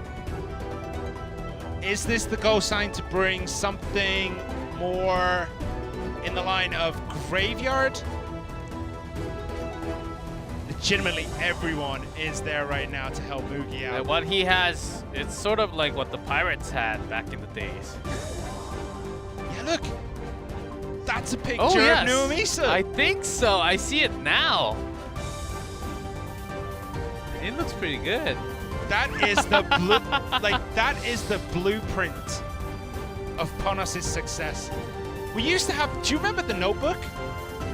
Back in CRL Asia, where Fuchi used to run up with this massive notebook and would like flip through a couple of pages and just start pointing furiously at a couple of different things. Maybe this is the evolution of that. The A3 paper. Analog evolution of what we had before. Oh, see all the cards. I see cards. But I don't exactly know what it was at all. Ooh, I saw a lot of legendaries. But, I don't know what. But yeah, some legendaries there, and it's good. Getting a couple of hints of how Ponos prepare for games here. That might come into play in the next couple of weeks as teams figure out how Ponos have managed to be so successful this season. But right now, Nuamisa is looking at taking a win for TTG. TTG, of course, really need this victory, and they will be able to complete the double over Ponos if they win right now. But Mugi stands in the way of that happening and needs to win game 2 to take us to a game 3. And we start with just Heal Spirits, Bar Barrel, only out of few hundred options. Is this a mirror matchup? There you go, no. Might be trying the same, as I don't recall too many pairings with the Magic Archer these days. Well, there is the Bandit. One more is Royal Hog, which does have Bandit. But with the Inferno, yeah, we're just going Ram, but you never know, Ponos might have changed up. Well, they took all that time out just to have Mugi play the same deck. That would be a very interesting decision. Is this Heal Spirit going to heal? No, it is not going to heal the Musketeer. Thought about it, though. And Inferno actually goes back. Buying some more time for Mugi. There are a few others with the Royal Hog, with the Magic Archer and Bandit. But with the Inferno, it really calls for a Ram Rider. Yeah, we don't really see the Battle Ram anymore, which is usually what we used to see with the Magic Archer and the Bandit. That would be the P.E.K.K.A. Bridge spam. It doesn't look like Mugi is going to be bringing that right now. Nuamisa, though. RG?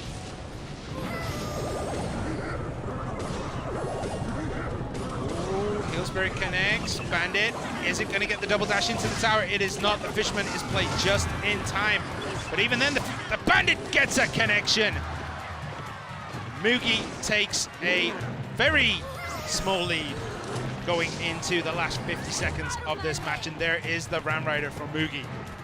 And that's how you do it. Yomitsu wants to push a little further. Here comes the balloon. Naked balloon on the left. Just the Magic Archer. Mega Knight to push the Ram Rider back, but it's going to have to charge with the Rage. And the Heal Spirit there as well. Got a heal on the Ram Rider. And that tower is in a world of hurt. The Barbarian is there too. And the Bandit and the Magic Archer connect on the left-hand side.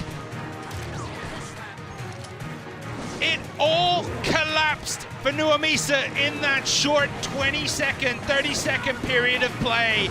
And as we go into the last 10 seconds of regulation time, it is looking like Mugi's game to lose here. As that attack just now, it's not the most clean that we have seen from Mugi. Still Yomizu putting up a fight, 1 minute 50 seconds left. He needs to connect the balloon, and if he does, he can certainly get that chance. Well, I mean, Mugi can spell cycle if he really wants into that right-hand side. There's the balloon coming down on the left-hand side. This is what the Ram Rider is pretty much born for, is just snaring that bad boy up. And it is going to get a connection there. Is it going to be able to finish that tower on the left? 79 remain. Fireball should be in hand. There it goes. That is game. Mugi is going to be taking us to a game 3. We are going all the way today. How much damage was on the bottom right-hand tower? 170? If it was 170, Mugi could have finished that much earlier. Yes, but he ended up throwing a fireball bottom left. I mean, the Ram Rider connected to the tower anyway, it would have finished it up, but... Anyway, Mugi takes a win. Game 2, this time getting the matchup advantage, I would say. The matchup he was expecting with that Ram Rider, Bandit, Magic Archer deck. I think he wanted the balloon to be out here because the Ram Rider balloon interaction always favors the Ram Rider. As Yomizu tried to counter it with that balloon on the left. I mean, it did get a drop, right? It did get a drop, but the Heal Spirit does not connect from the Magic Archer position. And I mean, there, that tower is just in an absolute world of hurt. Yeah, 171, that could have been fireballed away right there, as a fireball is 172. I don't think Mugi realized that tower was so low.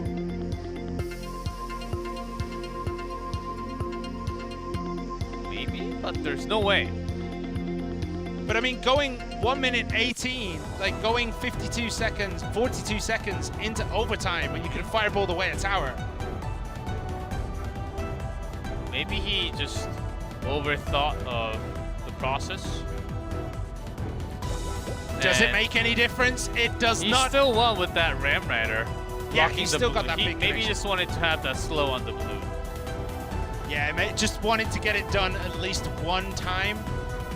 Sure. Okay, it is going to be Nuamisa versus Mugi, game 3.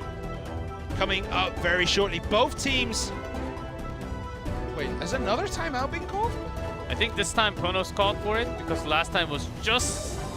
TTG got there first, so Ponos are calling for it now. Okay.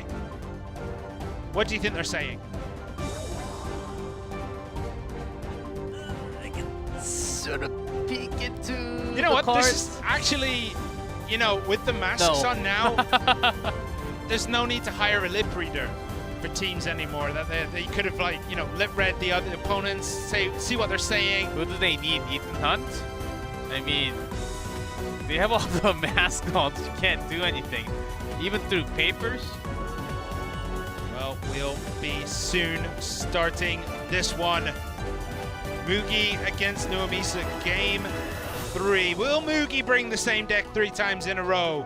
He has not done so this season. I think this is the first time he's played the same deck twice in a day. Usually he plays multiple different decks. Hey, that's the mind game. You don't think he's going to play it 3 times in a row. But he does. What is Nuamisa going to bring back to 3.5. And Mugi comes clutch with the Border Graveyard. Is that your final answer? That's what my brain says, which is usually not the answer. I was going to say, I don't think you've ever been right, G-Clef, before you come to this kind of conclusion. Hey! It is going to be TTG Nuamisa against Ponos' Mugi. Game 3. The decider. Remember, the team that wins the 2v2 generally wins the match. I think it's now 84, 85%. Ponos won the 2v2, then lost the King of the Hill, and down into this 1v1 set, it is 1 apiece. Will Ponos continue the trend, or will TTG buckle it by getting the wins in the King of the Hill and the 1v1 set? I'm buckled up for the final ride. We have Knights calls for lots of graveyard, but that's not all. The Barb Hut, it looks a little bit more likely, but we have seen that switched up every now and then. Some Royal Hogs are still possible. Or some decks out there. And Yumitsu, aha! Guess what? Graveyard. There's the graveyard from Mugi. Has that found a window of opportunity? It has not. Poison comes down from Nuamisa, who will defend that very nicely. Yeah, defensive poison. Skeletons, I believe, just connected twice. Not too much damage, actually more done on the right. Where Yumitsu will do alright against Barbarians as he's got the Ice Wizard. But once they get out of control with too many Barbarians, when the tornado fails, then Mugi will basically throw the tower down. Yeah, but this graveyard timing by Nuamisa, how delicious is it going to be for him? Not very. As it is kind of shut down a little bit earlier than expected. It looked as though it may have found a window, but the Skeleton Dragons were there to just bolster the defenses of the Princess Tower. Barbarian went down very quickly from the barrel. And that, as they say, was that Musketeer connects into the Knight and does not heal Musketeer up. As Yumitsu again trying it on the right. Expect something on the left. Mugi responds with the delivery and Hut. Still all the way taking back. some damage. But that is the joy of bringing the Barb Hut when you're in a grave mirror matchup, is that you can clog up the lane, clog up the tower by dropping those Barbarian Huts behind in that little corner, so the Barbarians are there on the open side of the graveyard. Another graveyard not really getting much purchase for Mugi, so he does switch it up. He goes to the right. Poison is down as well. A couple of hits coming through in that top left of that Princess Tower. So now Mugi switches off to an aggressive because he had the Hut controlled for some time. Yumitsu not going to put up more pressure this time as only Poison's gonna hit. Yeah, going for that aggressive Poison right there does open this opportunity. Imagine if Nuamisa had a defensive Poison on that, that would not have got that much damage. And Mugi takes a sizable advantage going into the last 90 seconds of this game. Less than 1,000, so Yumitsu can't really push to the right. There's that defensive Poison, I think. Mugi switched off to defensive mode to just burn time, keep it to the minimum with defensive Poison only and win the game. Yeah, Heal Spirit there distracted the Baby Dragon long enough for Mugi just to get that Knight back in cycle to continue to lock down that Baby Dragon. And an aggressive Poison again comes from Nuamisa. Is that going to be the switch for Mugi to start an attack? Is he going to ignore his defensive options here and try to push through? It doesn't look like he is. He does have that patience of an absolute saint right now. The reason why Mugi has been keeping patience, graveyard back on top, both defensive Poisons from Mugi and also Nuamisa. Yeah, just a couple of hits sneaking through on both sides. 715 on that bottom right, and another graveyard from Mugi. He cycled back around so quickly. Skeletons are getting a little bit of damage in, and Mugi decides to go for an aggressive Poison, and that is that! Mugi takes game 3 and closes match number 40 out for Ponos, who got revenge for their only loss this season. Mugi is an animal. Too good to be true as a team. Mugi today in the King of the Hill did not perform his one game, but as a 1v1 player and with that many timeout, Ponos, they are going to be getting a step closer to finishing first. Now running away with 9-1. The Kicks, who are playing the second match today, they are at second place with 6-3. So the gap is getting bigger. Yeah, Mugi just played phenomenally there. He waited and bided his time, but you see, the ring around that poison. As soon as Noamisa decided, okay, I'm gonna go for an aggressive poison, get down that Musketeer, get down that Knight, Mugi sensed blood in the water, unleashed a Graveyard, and got critical damage in on that tower. And from there, it was kind of a formality for him. It did look a bit scary there, but the delivery was good enough. And here, the defenses are overwhelmed. The Baby Dragon comes in. Graveyard is down. The Baby Dragon gets taken out. And then those Skeleton Dragons do come forward and finish that tower off. Just one sign of weakness is all it took. And KK, still KK. KK takes the MVP. Well deserved. He did get 2 wins in that King of the Hill. But we will be back after a very short break with match number 2 tonight, W.EDGM versus Kicks. Do not go anywhere.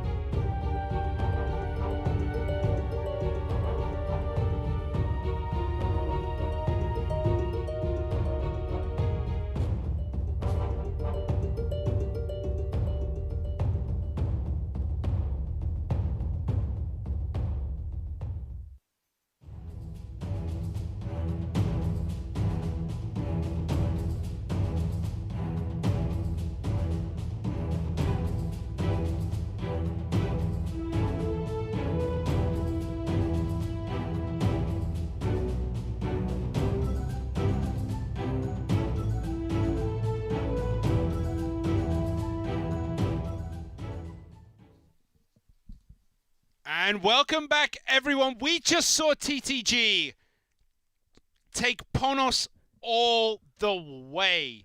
All the way. All the way. It was looking like TTG were going to be able to complete the double over their #1 ranked opponents. But Mugi, in the end, comes clutch, takes the final set 2-1, and Ponos continue their domination at 9-1 now. And they are going to be with, I think, with one more win. 1, 2, 3. Yes, with one more win, I think they guarantee second because of how many sets they actually have already. You're right. I don't think they can possibly drop low. Wow. Imagine closing that up this early. Because even if they lose a lot of their other sets, they have positive so much that even if they have same match score, they can't go below second. So I think by the end of our regular season, they should be having lots of different tries, like maybe not even having Mugi and Keiki in the King of the Hill roster, just having everyone else in. Definitely a possibility. Just try out a couple of things. You never know what hidden gems you have in your midst, but we are going into match 2 of the night. It is going to be W.EDGM versus Kix. Expecting Kix win. Hashtag Kix win. But Hashtag W.EDGM. Fanboy. Hashtag Simon. Complete fanboy. I'm not even going to hide my love for Kix. But W.EDGM have been on a bit of an uptrend lately. So we'll see if that continues. Upward trend for W.EDGM? You mean Kix, right? Well, both have had a bit of an upward trend lately. Yes. But higher MPs, Light and Benzer shown at the bottom. Man, Kix won 2-1 last time round. Will W.EDGM be able to finish it before? It was one of the rare times where a team that wins the 2v2 does not win the whole match, because it was Hire and Solomon. They did win the 2v2 last time these two teams met. They lost the King of the Hill, and then Light beat Peas in that 1v1 set. One of those, I believe, Collector Golem deck did not really work out for Peas. That was yesterday. Yes. Well, we'll see what happens. 2v2 win rate 60% for W.EDGM, and then just let down in the rest of their games. They're 4-6 right now, which isn't the worst, but they have rebounded hard lately. Certainly due to getting some more wins for Hire, but for Kix, their players in King of the Hill 2v2, I think it goes back and forth. With a few more wins for Benzer and the Risen Golden Chair King. Light has been dominating for Kix, the reason why they were able to grab a few more wins recently against Nova Esports and Talent.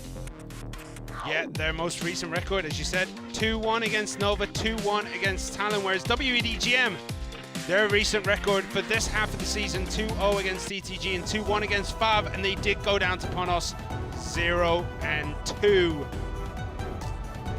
So, I mean, you know, we were joking around saying that W.EDGM can only beat Chinese teams until they beat Fab Gaming, and at 4-6, they still have plenty of opportunities to rocket up this table.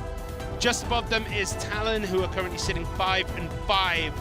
So W.EDGM in touching distance of top 4. Top 3 is even there, and it is going to be Light and Icelaw, Hire and Solomon. The expected 2v2 pairings for both of these teams. No surprise for either team, but will we see some surprise ban cards? So far, just Tornado, Boo. I'd like to see some creativity. There are lots of, I think there can be lots of critical bans, not just a balloon. Like Musketeer is one. That is such a great ban to pick up, and maybe we'll see it again because of just how cool it was yesterday, how well it worked out. There it is. It is going to be a Musketeer ban and a Giant Skeleton ban. This actually calls for lots of deck changes. Yeah, that's like 90% of decks in 2v2 right there.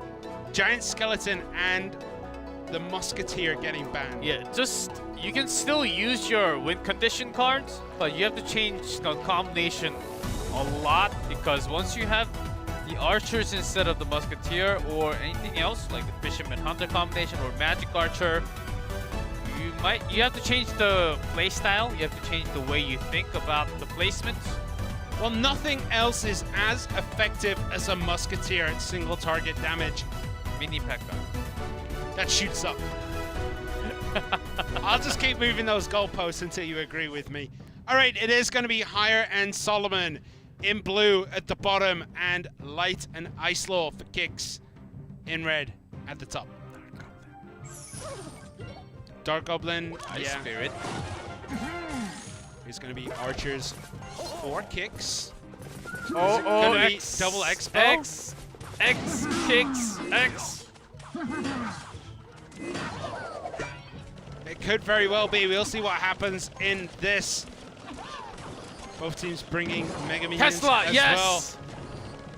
I'm up for this. And for W.EDGM, just the graveyard with archers. We're seeing a lot more archers, not just because of Expo on top, but because of Musketeer ban. So we might just go into graveyard from W.EDGM, and interesting enough, what's that big body doing? Oh. Is that a mistake, or? The fact that they're in exactly the same position, just squares apart, I think so, it's a mistake, right? And they were put down exactly at the same time. One forces the other building back. But still, it might not even be, because still the P.E.K.K.A. did come down. P.E.K.K.A? Yes, I can't believe I'm saying P.E.K.K.A. But because of the double Expo, the poison also served a role.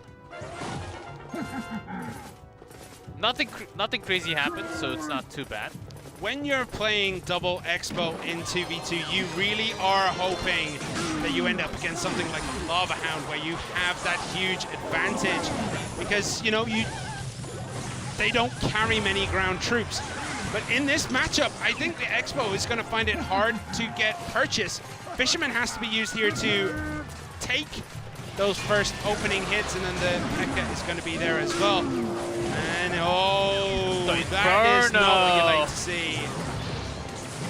Melts that one Expo down on the left, and to get that P.E.K.K.A. away, Tesla is trying, but still gets a shot onto Expo. It is looking like a mountain to climb for Kicks if they're going to be able to win this. Double Expo is good, but it's going to find it hard to break through when there's just so many bodies on the side of W.EDGM, including that P.E.K.K.A., which will make it nigh impossible to break through. And again, loading up the Expo on the left now. Skeleton dropped in case of those Infernos. Yeah, but it is a P.E.K.K.A. coming out. Rocket on top of that. Now, ooh, the Dark Prince just in time. And now the Expo connects to the tower. But is it gonna? It's not gonna get enough damage to equalize this game out. It can do about 1,000, but with that tornado, even less. And 1,000 done to the bottom left. As Inferno can also take a whole lot of shots. What are they going to do here? Dark Prince does come down. Oh, and another connection on that right-hand side. That's more than 1,000 if you just let that go.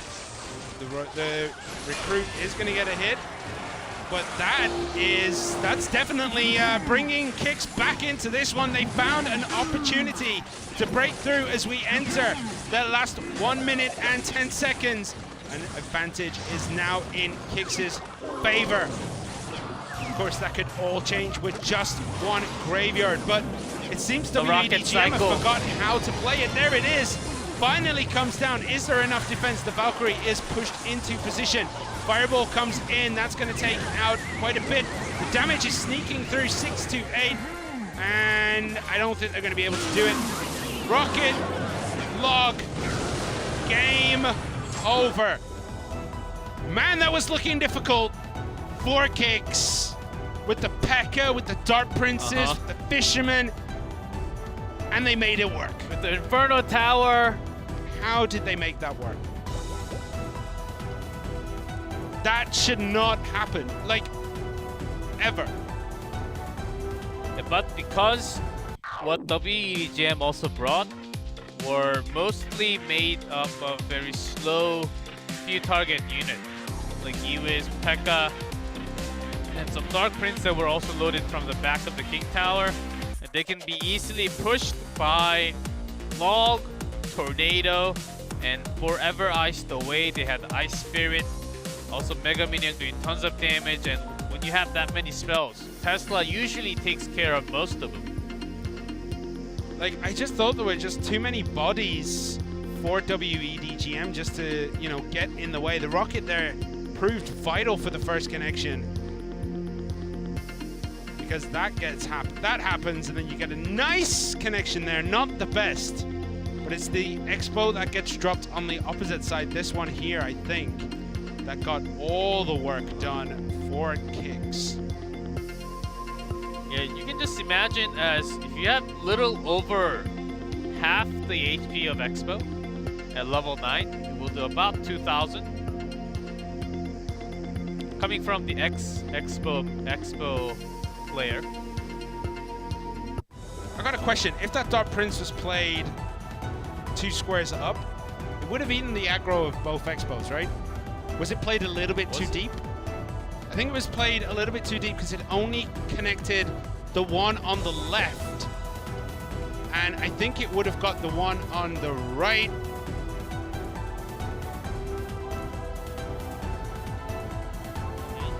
Maybe, but I did not get to see the exact placement of the Dark Prince. But still, I think Expo, because of the amount of damage that Tesla actually does to most of their target, still the Expo would have been pressuring a lot further.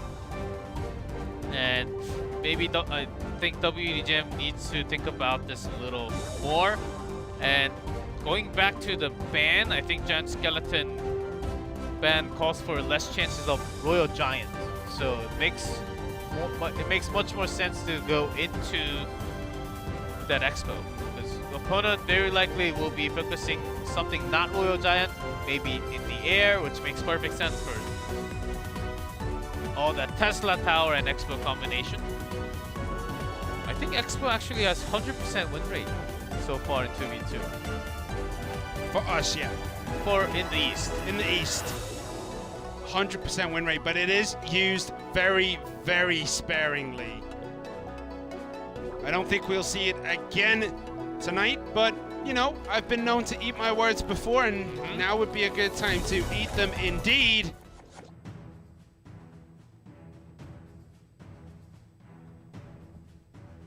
As we get into this one, W.EDGM higher and Solomon in blue at the bottom, Light and Ice Law in red at the top. And we'll see what happens in this one. Next balance patch. Heal Spirit nerfed again. Heal Spirit turned back into a potion. Back into a potion. RG for W.EDGM. Presenting value on a plate by dropping that Baby Dragon and Inferno Dragon right on top of each other. The RG pulled all the way across to hit the opposite lane. It's to the right, so the damage did not go into... All the damage did not go into one specific tower, but still got 2 shots off to the right. All W.EDGM has to do is change their attack into the right side this time. Yeah, that's one of the issues when you do that early on, is that you just basically shift your opponent's attention. Later on, when one tower has taken a lot of hits and the other, it becomes a lot more important. But for right now, not the biggest of moves. Just preparing it, and here we go. RG, Lumberjack up front. Heal Spirit is there. Cage does come down, but that gets instantly deleted by everything there. Tornado to pull the RG back. Was there a shot before the tornado? I think so. And this is a 3rd shot. Ouch. Oh my goodness. Indeed. It is falling apart for Kicks here. And Icelow does not look happy.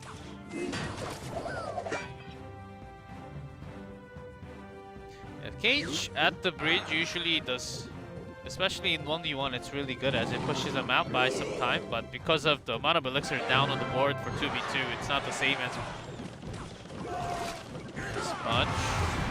Letting the Lumberjack go, but giving up on no, the right.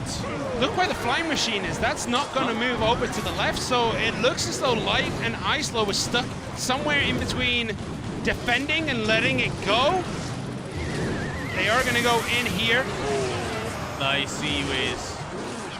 Oh, and he's back up to full health as well, and you can see that Light and Icelow, both of them just seem incredibly frustrated with what's going on here. Their double lava push spent about 20 elixir with everything following up. Did less than 300 damage in total.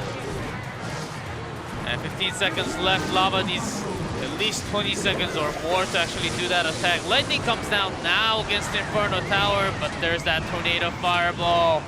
Yeah, and this just all went horribly wrong for Kicks in this game 2 of the 2v2. And we're going down to a game 3, G-Clef. Those RG saw what it could do, and it was sort of pulled by the Fisherman for W.EDGM to start walking into that right side. The Lumberjack combination pulls another. It requires you to defend a little quicker because of that rage. The RG, it is no more RG, pretty slow, but once it's raged up, it's going to get that easy lock, a faster hit every single time. So game 2 goes the way of W.EDGM's Hiron Solomon, and we go down to a game 3 between these two pairings. RG just had the better matchup, and at one point, when that tower went down, it did look as though there was a little bit of communication between Light and Icelow that didn't go through, because playing the flying machine where they did indicates defense, but they seem to go all in on the opposite lane, on the left-hand side. So here, this flying machine is in no man's land right now. Maybe miscommunication, because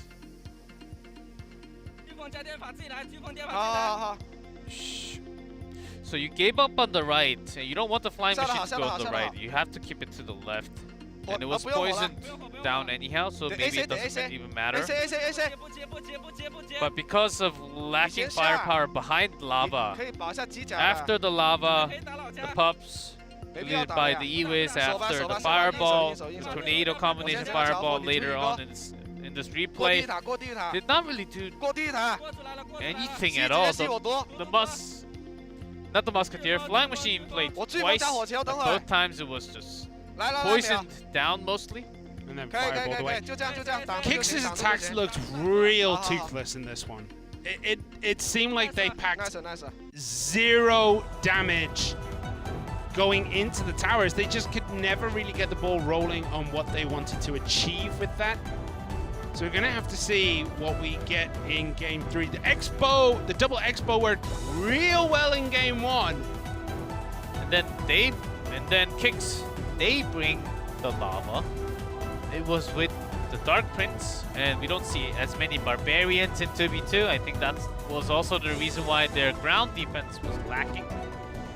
Just the Cage, Dark Prince, and a couple more that I can't fully remember.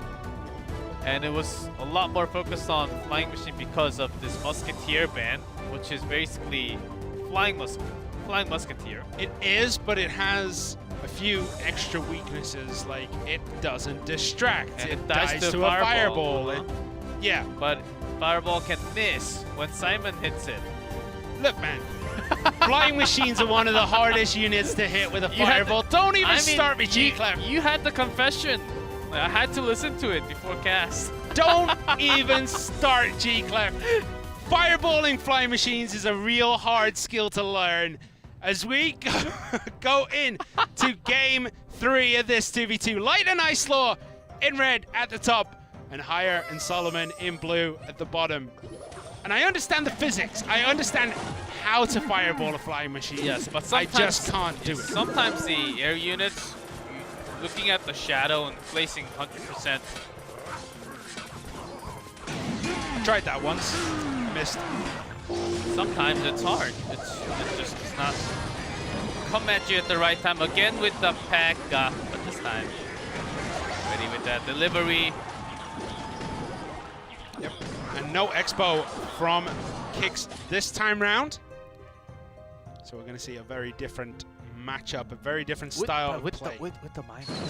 So with the miner, is just a single graveyard-ish combination? No. Or just miner graveyard? We'll see. Here comes the cannon card and a graveyard coming in. P.E.K.K.A is going to be good enough to chop everything there down to size. Offensive poison comes in for W.EDGM just to get a little bit of damage in, but that was a very, very weak attack. And there are the wall breakers. Cage is placed in the way. Miner does turn around and get a hit, but nothing too big. 2006 on that tower. And no graveyard this time. Just the Cage Knight. Not enough elixir. Not getting that activation they needed. Yeah, Light just says, oh, I tried. Okay, P.E.K.K.A comes in front. Fisherman here.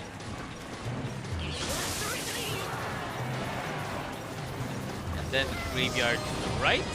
This one to continue, but defensive P.E.K.K.A and against the Ice Wizard too. Oh, the damage is actually sneaking in for W.EDGM's graveyard there. 1-4-4-3. That pull with the P.E.K.K.A and kept the Ice Wizard with W.EDGM's P.E.K.K.A across the river. Fortunately, the wall breakers do expire into that cage. I just don't think Kicks have any way of just breaking through and getting damage in for themselves here, as that skeleton dragon does fall to the poison and the Mega Minion. And that tower only has 1,000 hit points left. Even with a defensive poison against the graveyard, Kicks just took some more damage. And the fact that they're only defending, the skeletons 500, less than that left now. Even Fisherman getting a slap. Yeah, 2-4-7, that Mega Minion would have put Kicks out of their misery. That's it, Poison Fireball. And or a couple more other spell range. W.EDGM about to finish the match. There's the cage to block Ram Rider. Ram Rider's not going anywhere, or the wall breakers. No, nothing is really making its way through, and there is a poison, there is a log. A miner comes in, and there's a fireball. That finishes it up. W.EDGM take game 3. And the 2v2 win streak of this pairing, Higher and Solomon, continues. So far this season, they are 7-4 in terms of 2v2. That is an impressive record for a team that is currently 4-6. Their 2v2 has always been their strength, but the W.EDGM has been faltering a lot during the King of the Hill, and that's exactly when Kick's team, they get their power back. So now it's up to 1v1, but certainly for Higher and Solomon, it gives a lot more a boost and momentum of continuing their 2v2, as now every other team, except for I think Talent, has a different duo. W.EDGM is only having Solomon and Higher, and even though they have a very big roster. Well, they only just picked up Radish. Yeah, but he's a 1v1 player too. I mean, at there, that was just critical damage. 2-4-7. It's a formality at this point, especially when W.EDGM defend as well as they do. You can see here. Style points. Yeah. How many spells do you use at the same time? And there you go. Poison, and then log and fireball, which completely doesn't feel necessary, but there it is.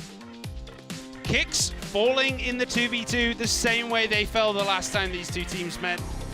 The last time these two teams met, Kicks still ended up winning 2-1 because Kicks won the King of the Hill and then Light manhandled Peas in that 1v1, but I don't think we'll be getting that far today.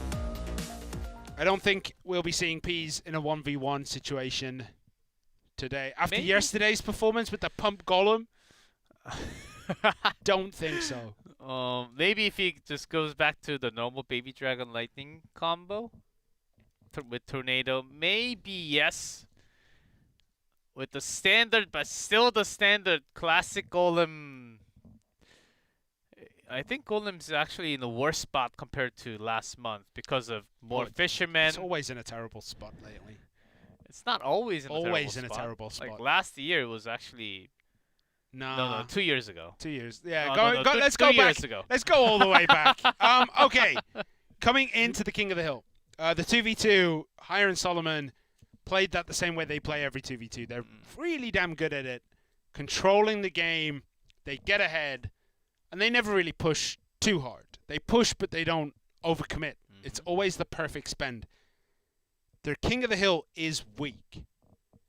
Do they bring Wonga? Do they bring Peas? Do they put Radish in with Hire and Solomon? Because Hire and Solomon are the core of this King of the Hill for W.EDGM. Who do they put as the third wheel? Not Wonga. I believe Wonga is filled with elves all over the board. It is a only complete elves. 0% win rate for Wonga this season. He's lost to Hajime, he's lost to Yuya, he lost to Mugi, lost to Geralt, and lost to AUK. Peas isn't doing much better. He does have one win against Haruki, but then Sado, Huyi, Boss, and Hajime. It's time for him. It's time for Xia. That would be something, wouldn't it? And look at that. Everyone but Icelaw. Icelaw has a 0% win rate.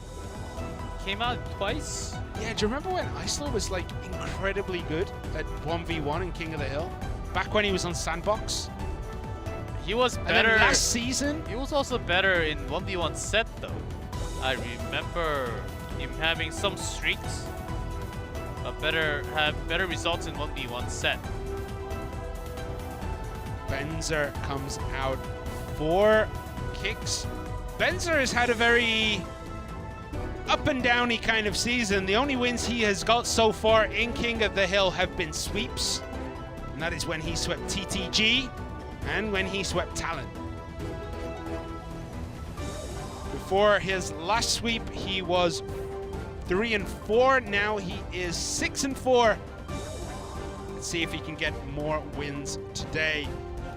Starting off against, it is Wonga. Didn't see the name. Yes, I think so. Up against a very challenging opponent for Wonga. Last time Wonga came out feels like an eternity ago. Yes. First round robin. He did play Fireball. Wait, of course he played Fireball. He played RG Muskie. Did he play a bar barrel? He did not. Actually, he played a log in that one with a Goblin Cage, Goblin's Heal Spirit. Ha! Take that, G-Clef! He played Heal Spirit though. He did play Heal Spirit, of course. All right, it is going to be Benzer versus Wonga. We get the whistling emotes coming out as G-Clef fails to whistle. And a Benzer trademark. Does look like it is going to be that mortar cycle. Is it going to be with the barrel?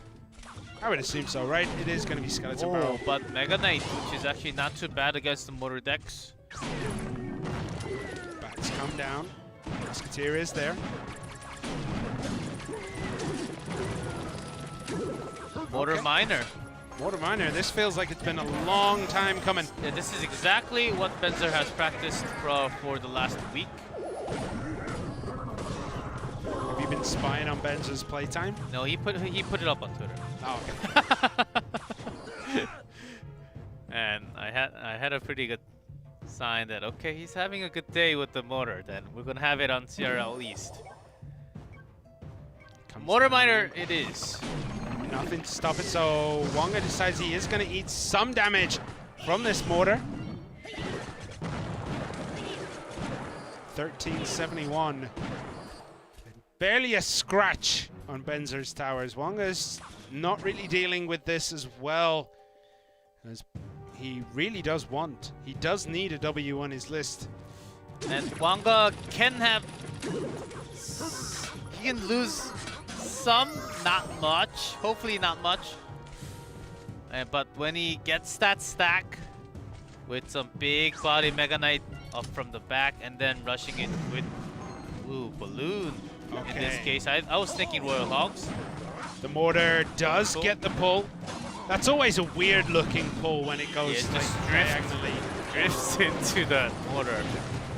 90-degree right turn. Oh, I missed my turning. Okay, 902. More damage sneaking through the miner at the bottom, just wailing on that tower. Fireball comes in. I think that might be tower down. Or near enough. 279. Yeah, we couldn't have a good number read because of the miner HP. But still, that will go down anytime soon with a few more miner hits and a fireball. Spear Goblins played at the bridge. One is going to get a connection. So another hit in there. 212. Mortar played deep. Plays deep, just like where the lava would be. Yeah, it is going to time up relatively nicely with this Mega Knight. The tower does go down, and there are 10 seconds left. Another mortar is played. Can Benzer hold on? He has 3 seconds to do it. If these balloons get into the tower, they need it to would have have been some turbo engine. Wonga goes down again, and Benzer gets another win. Wonga's season goes from bad to worse, as he is currently 0-6. Bad to worse to greed. That's the next level. That's a matchup I would like to see. Wonga versus a movable object. Someone has to win. A movable object versus a stoppable force. All right, Benzer took that one in absolute style. Oh man, we're Shut so toxic. up, I know, right? Shut up shop and just took it to town. Wonga just could not get anything going. The balloons came in way too late. Benzer had the mortar, just had the musketeer, the spear goblins, and the bats as well. There's a nice little touch with this deck with the miner, and even they get quite a bit of damage in on the tower. I mean, right there, bam. Miner turns around, just, oh. Yes, with this miner bat combination, the exact reason why miner was nerfed, bat was nerfed. Because together, Benzer is still back. Miner and bats together is just, yeah, that 90-degree turn into there. Yeah, so even getting the hit in the tower. So this is why oftentimes you see balloon with the snowball. The snowball would allow some more quick hits. Like against the bats, it's also okay. This time, one guy's way for fireball, which is 2 more elixir. And also the traveling time doesn't matter.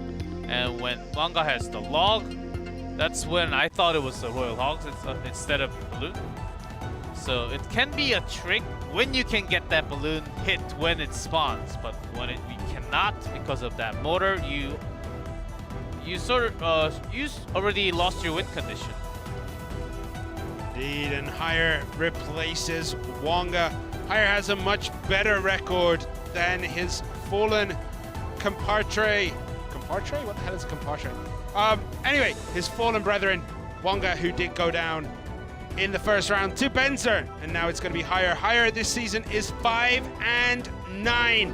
Has beaten Huyi, Geralt, Boss, Famous Kid, and Paradox. Did get the all-kill against TTG. In the first half of this season, we'll see if he can get a win against Benzer, who looks in pretty good spirits. It's nice to see Benzer back. the old Benzer where he had streaks after streaks. He was at God level. Yes. And is he going back to that high tier? He's already at high tier, but against a lot of other region players, it hasn't been the same, especially last season and this season. Well, Benzer definitely has seen a rise in form, and the only times he's won in King of the Hill, he ends up sweeping. Will that trend continue?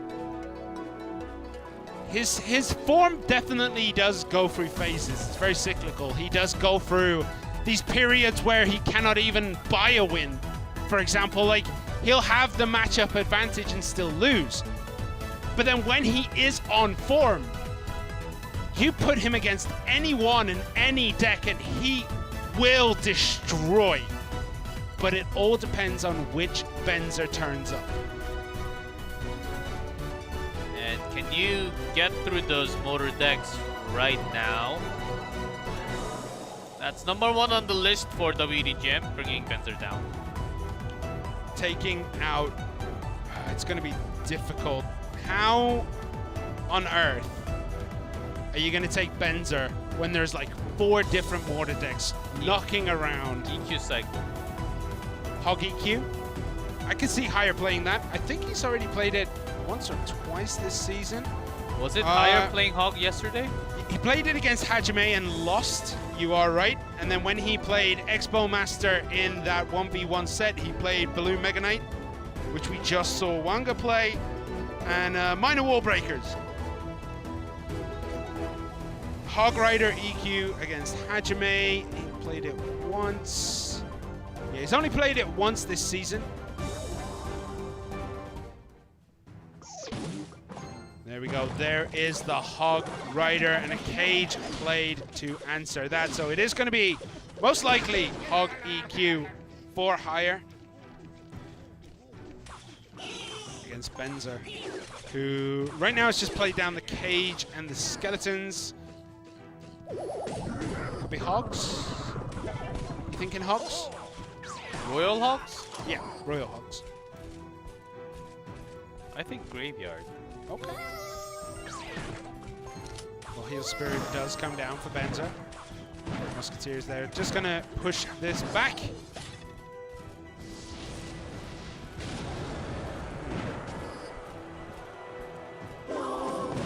Never mind. Certainly not going there. Had a fireball. Is the Hog Rider cage is back in cycle for Benzer. No EQ from Higher. Yet. I thought he wanted to chip some more damage.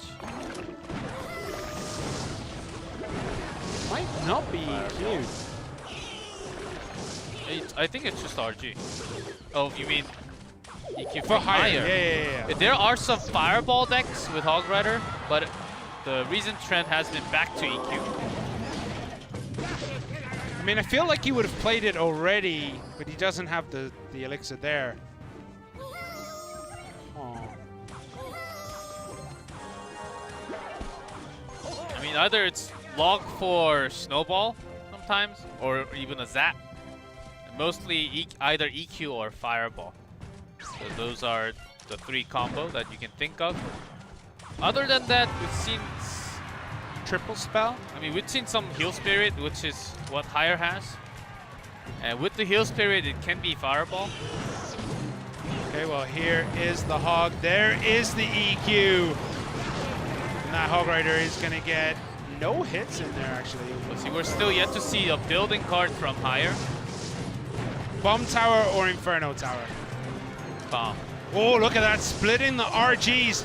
One goes left, one goes right, and there is the Bomb Tower on the left-hand side, which means that RG on the right is going to have free reign into the tower. 1682 down there, and then that Royal Giant gets another hit in on that left-hand side.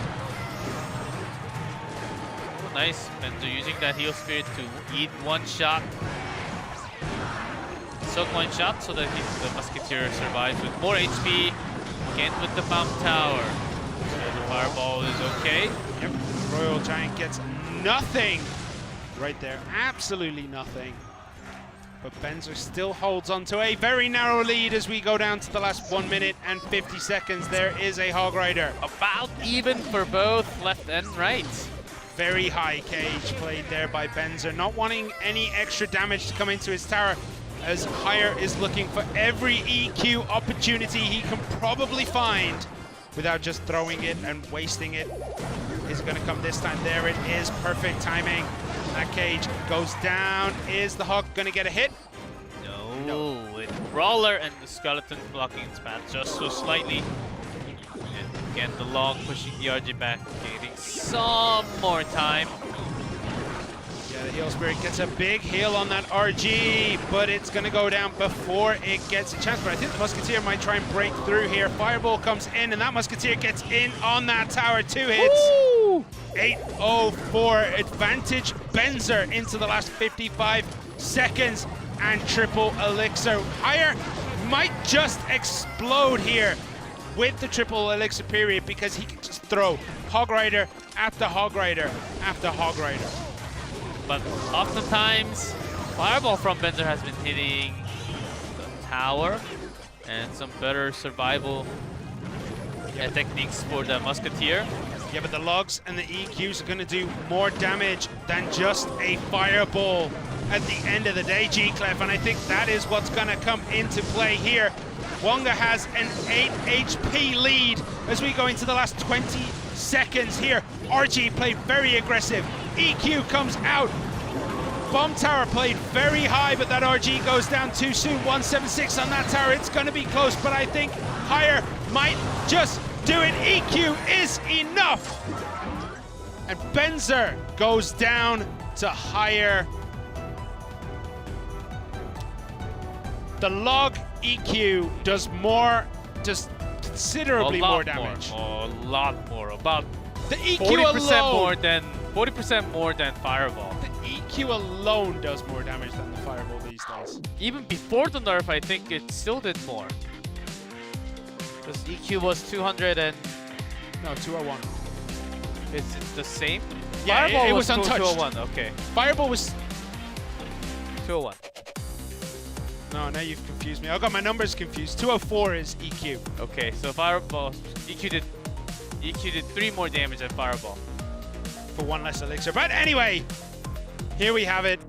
Higher manages to take it. I've completely abandoned all the old spell damage numbers. I still have the old numbers in my brain. It's engraved. I deleted them, but Benzer did a really good job of shutting down the Hog Riders, but his Royal Giants couldn't really find a way through that bomb tower. Yeah, Musketeer and Higher loading those Knights. And those positions were actually really nice. This was the scene where we thought, okay, it can actually be a Benzer win. But no, the EQ and the Logs are just too much to handle. The RG's never getting a hit definitely amplifies that fact. But yeah, when you only have the Bard Barrel and a Fireball, you're not going to outspell cycle someone with Log, EQ, and just a ton of tiny cards. They even, like, imagine if you just throw in the Hog Rider in there. Benzer couldn't really handle it. The RGs just were not working out. And the Heal Spirit from Higher was also used in defensive way, where he was healing Knights and Musketeer sometime. Instead of just pulling it with the Hog Rider, he was sure that, okay, if Hog Rider gets a hit, that's good for me. If it doesn't, it's just the EQ damage. So let's not use the Heal Spirit in that way, because it will most likely target down from the Skeleton Dragons or the Musketeer. I like the defensive use, which we don't see too much often. Seen a little more often, but Yuya is coming out, the Japanese player on this international team that is Kix. It's been a while since we've seen him. This is the first time coming out this split. Last time out, he did beat KK in a King of the Hill when Kix beat Ponos. Sorry, lost to Ponos. in that 1v1 set where Benza went 0-2. There we go. I was like, wait, Ponos, they don't lose. Okay, what has Light played recently? You mean Yuya?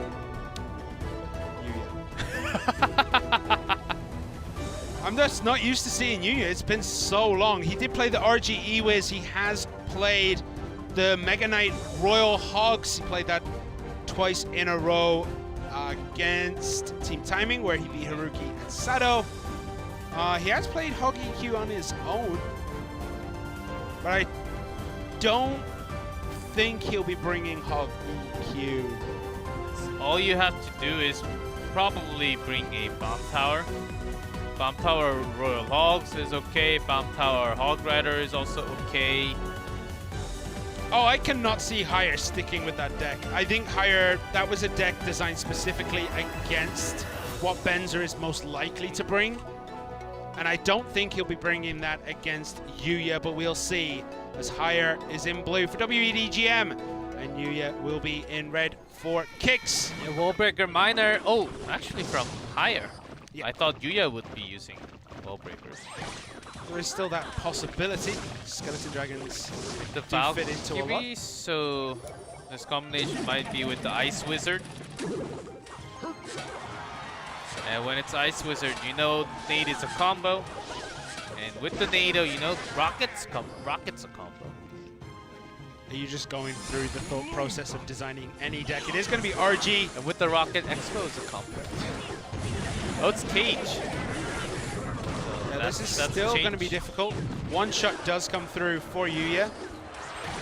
Look at that, the Brawler and that Barb getting very, very close to connecting in the tower. The Heal Spirit is going to heal the Musketeer back up, and it is... No, it's going to get into that Wall Breaker.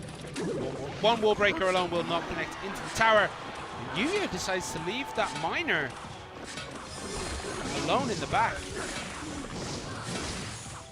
So he feels all lonely as he goes down. Well, but because of that, was able to do some more damage. Did the Skeleton Dragon connect? Don't think so, right? With the Ice Wizard? No, I don't think so. So Yuya just might have thought next set of cards might actually come out easy. Or even cycle for next wall breakers. So RG played at the back. The cage is going to pop. I think Higher's cage is going to pop too. There are the wall breakers played down on that left-hand side. It's not going to get a connection. There's no cage in hand. It is going to get one shot and one shot only. And with a fireball. A little bit cheaper than cycle. Yuya's still behind here. He's going to find it harder and harder as time goes on to get these RGs into connections. But there is only the cage. The Ice Whiz, man, it just makes it hard for that RG to connect more than one hit at a time. They are all pretty cheap. Most of them near 3.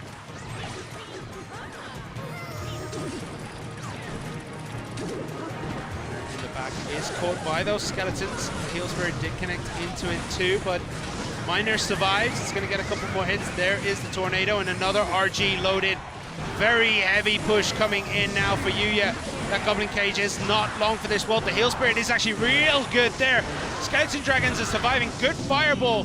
And just like that, Yuya takes an advantage. Almost got one more shot off that RG. Came down to last second. Yuya, his prediction against the Miner has been better after the couple naked Miners. Still takes a little bit of damage. The skeletons are not enough to completely nullify that. With that RG loaded at the back, fireball comes in. Expecting another RG. Is it going to go down on the left-hand side? No, it goes down on the right. Nado is there, and I think that Heal Spirit is dead. Iceman's just slowing everything down. That push did not work out for Yuya. No, but he's getting some fireball in work. Same for W.EDGM, and they are both not really landing into tower. The Musketeer is just living through everything. That's the longest life I think I've ever seen a Musketeer have. The Miner, uncontested, gets more damage in. 1162 on that top right-hand tower. RG, nope, there is the cage. Fireball comes in to just kind of try and make space for this RG, but it gets 0 hits in. Even with the wall breaker spent on the left for nothing, but because of that much pressure and focus, you guys able to stack 2 Musketeers. Fireball cleans everything up. Cage is good. Heal. Okay, this time this RG might get a hit. Just one very slow hit, and that's enough to give a little bit of an advantage, but Yuya fails to catch that Miner. Fireball comes in, 654 against 830, and it looks as though Higher is gonna do it here. Higher takes game 3 and is 1 game away from taking this match from Kicks and continuing this renaissance for W.EDGM. How did it start? Started with 2v2 and Higher Solomon basically keeping the team together. As Wanga certainly not finding any wins on his own, but Higher coming close. I believe both of the games that he had win was less than 200, less than 100 HP difference. It has been close. But who is going to come out? Light. Whoever comes out, yeah, you assume it's Light, but you know, you never know. It could be JTV, could be Islaw, could be Sia. Higher would need to lose for that to happen. Okay, so Higher, the RGs are not working against this guy. The RGs get nothing done. Just every time shuts them down. He shut them down against Benzer. He shut them down against Yuya. And even when there are 2 coming in like this was kind of a big push. But the Valkyrie, Ice Wizard, and everything is enough to shut it out. The Ice Wizard just doing its defensive duties perfectly. I mean, look at that. It felt like it wasn't even going to get that one shot in. That was that. Time ran out. Yuya just could not get anything rolling. And Higher is 1 win away from bringing this home for W.EDGM. I think it's possible, but Light is certainly a tough opponent. Just guessing it's going to be Light, as it has been many times with Kick's team. But Higher would have to use something else. I don't think he can just go back to what he has just played. The Minor Wall Breakers is a nice choice. I feel like Higher is sniping his opponents. I think he's reading them very, very well today, because he bought Hockey Q against Benzer when Benzer is bringing... It was RG, right? It was RG. Yes. RG with the cage. And outspell cycled his opponent. Then this one... He brings Minor Wall Breakers with the Ice Wiz, Valkyrie, with that Goblin Cage against an RG deck again, and it worked out. I feel like Higher and W.EDGM have done a lot more research on Kicks, knowing what they're most likely to be bringing against him. What do you think Light is going to bring out? It's a hard to answer. As Higher did play a lot of different decks during the season, because he got his chances so many times. But it's up to Light, as he does like to have lots of quick cycles on his own. He does play those RGs. He has played Loon Lumberjack yesterday against Line, where he won that set 1 in the 1v1. Maybe Mega Knight Balloon, which is actually having a decent win rate. He hasn't played that himself yet, but definitely possible. Yeah, Mega Knight Balloon with one with cage, one without cage, but instead it's Fisherman. Let's see. I would like to see some more Royal Hogs, to be honest. And we do see a lot more from the Chinese players still. But a single bomb tower sometimes is a solution for all. The last time Light played Royal Hogs was against Elsiot, where he won that. I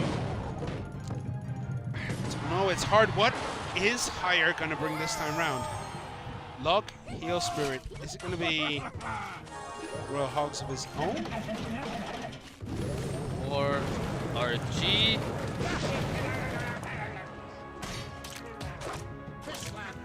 CQ.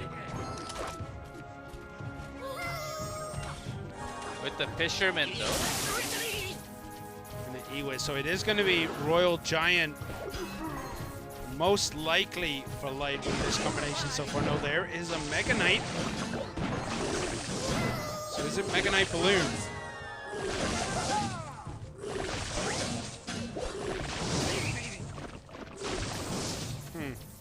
And for Higher.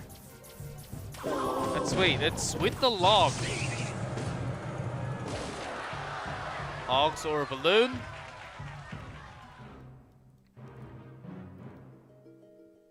I think both of the players has another reason to hold that Mega Knight.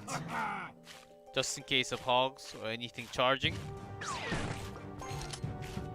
As an outfield, it could be Graveyard from Higher. That's really far out there though. It has like a very minimal possibility, but it could still happen. Fireball. It is Balloon for Higher then. And Ram Rider for Light. That is the matchup you like to see as that Ram player. Because you can just stop that Balloon for an eternity and get that big connection like Light did there. 1-4-7-8. And forces out another log, which Higher wants to chip when his attack is going in. Balloon might just have to be... Oh, it's a tough choice. Balloon might just have to be on the left when the Ram Rider is being charged. Well, now the Ram Rider is out of cycle. There is a very small window for Higher to make the most out of a Balloon, especially with this Mega Knight coming down the lane here. And with the Ram Rider out of cycle, what is Light going to do? His own Mega Knight up front. The Ewiz is there. The Skeleton Dragons do connect, but the Heal Spirit is good for Higher. And that is one big meaty drop. Enough to come back with that death damage. The Ram is not getting the charge with those spawns coming down from that Mega Knight, canceling the charge. We have seen slow and patient play all night. Light is not one of those players to just sit back and wait, and it cost him dearly right there. Is this Balloon going to get close? It is not. 13-20 on that tower still. And EQ to chip more damage as Light. He knows that only 1 minute 30 seconds left on the clock in the overtime. Higher also trying to have another setup. But much like the Benzer game, Light only has the EQ, whereas Higher, he has Fireball Log as direct spells into the tower. And also Balloon. The thing is that Light not having the cage or any sort of building is going to hurt him. That's the reason why he's holding that E-Wiz. Oh, but a punch goes in! Yeah, punch goes in. 7-9-7 on that tower. It's all going wrong for Light. He cannot be happy with that. Ram comes for the snare. This one is going to be all right, but the Ram Rider isn't going to get another charge through like it did the first time round. We're down to the last 30 seconds. Fireball cleans everything up there. And Light is in a world of hurt, and if Higher can finish this one off, he brings home the bacon for W.EDGM. EQ comes down, but not enough damage as the death damage, plus the log from Higher. 13 seconds. Final Ram to make everything work, but that Mega Knight from the sky cancels everything for Light. And that is that. Higher completes his own mini sweep of kicks. He took out Benzer, he took out Yuya, and then took out Light. Take a bow Higher. That was impressive. He is back. We've had some amazing moments from Higher in the special season. This season was not performing up to his level that we have seen before, and you guys can all guess who the MVP is for today, as he's the one playing that 2v2 with Solomon. And the guy who brought all the wins in that King of the Hill. If I'm wrong, it's Wonga, right? And I don't think I'm wrong.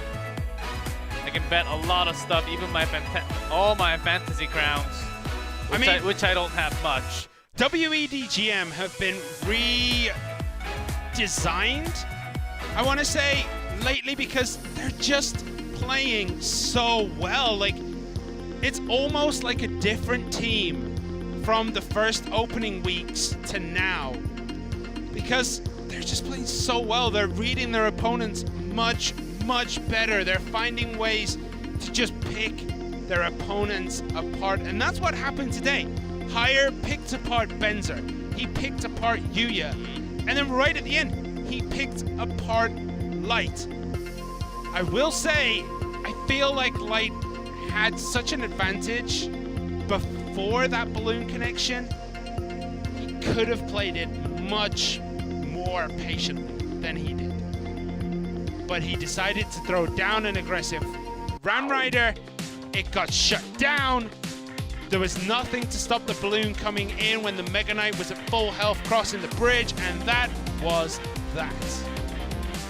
As Light could not save the team this time for Kick's team, the W.EDGM, and certainly we called it. Higher being the MVP, as W.EDGM will grab another win for the team. But that's not it for the day. We have one more match that's going to be Team Timing versus Bob Gaming coming up next. Stay tuned.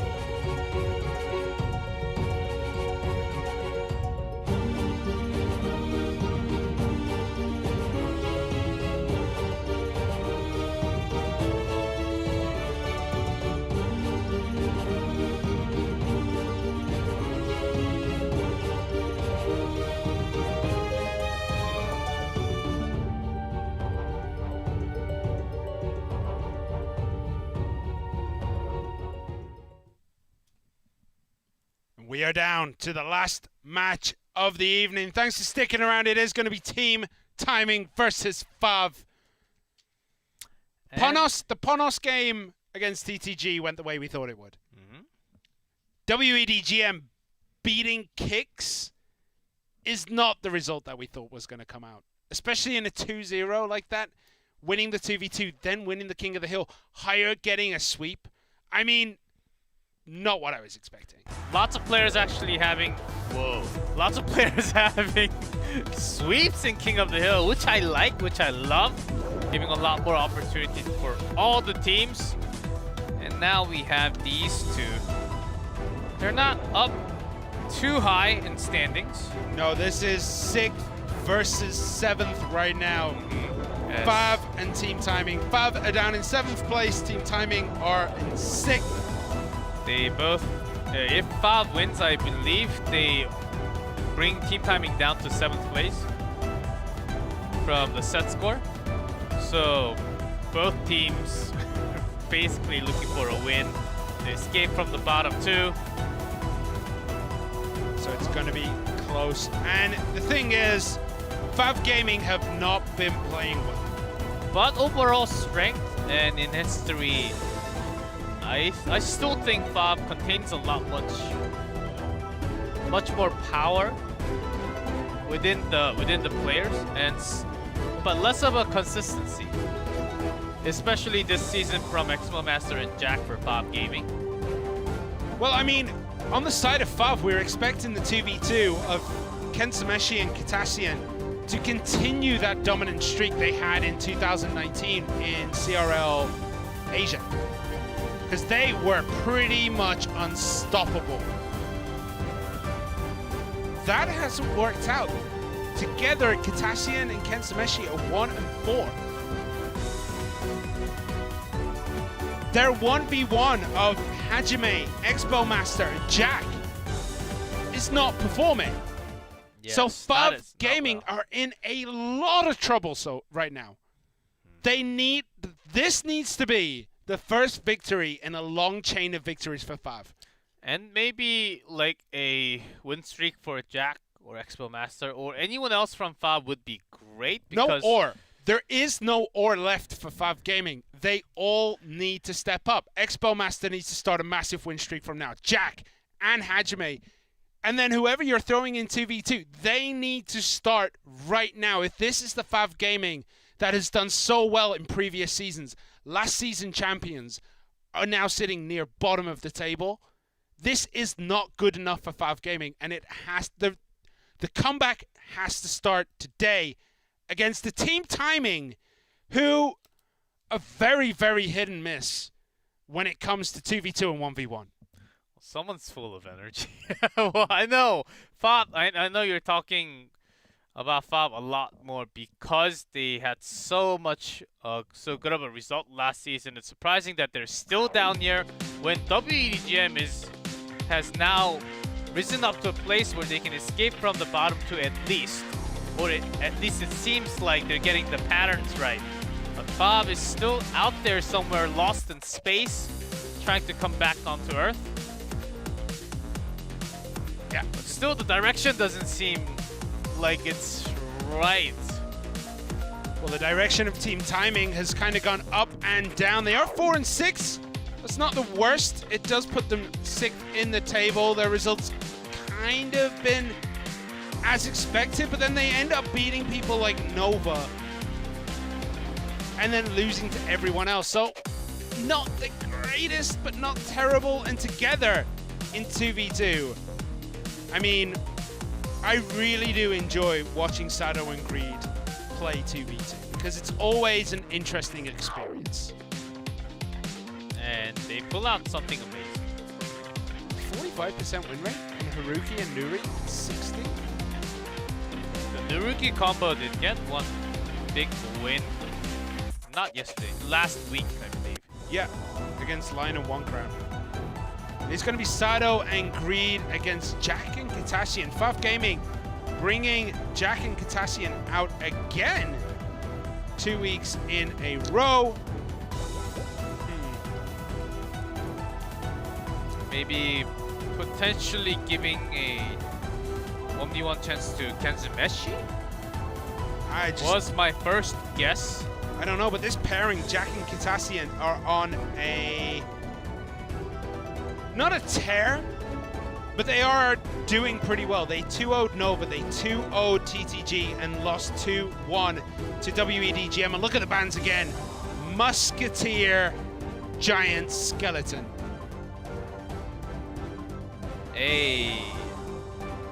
Being a big fan of all these 2v2 bands. Tornado's allowed, but we don't really even see Tornado as much. And Musketeer, I think a lot of the pros right now has been speaking about Musketeer and how strong it is. Certainly double that strength in 2v2.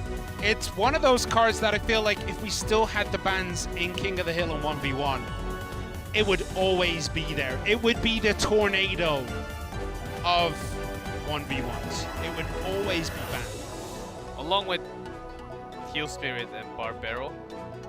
Barbaro, I don't think is that bad. Like, it's a really useful tool, but it's not terrible.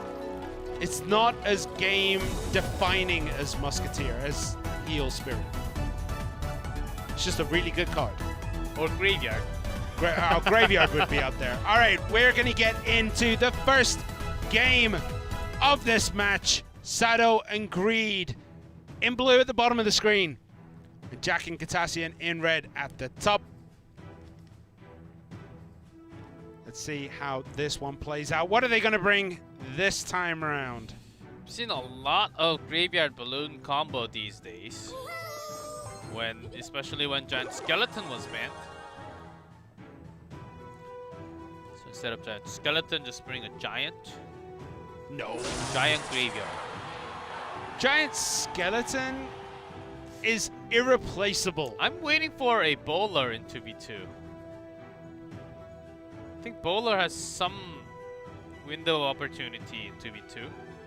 Nothing can step into Giant Skeleton's shoes, though. Nothing has that death presence quite the same way as a Giant Skeleton clogging up the lanes. There are many cards like it, but none quite fill every criteria.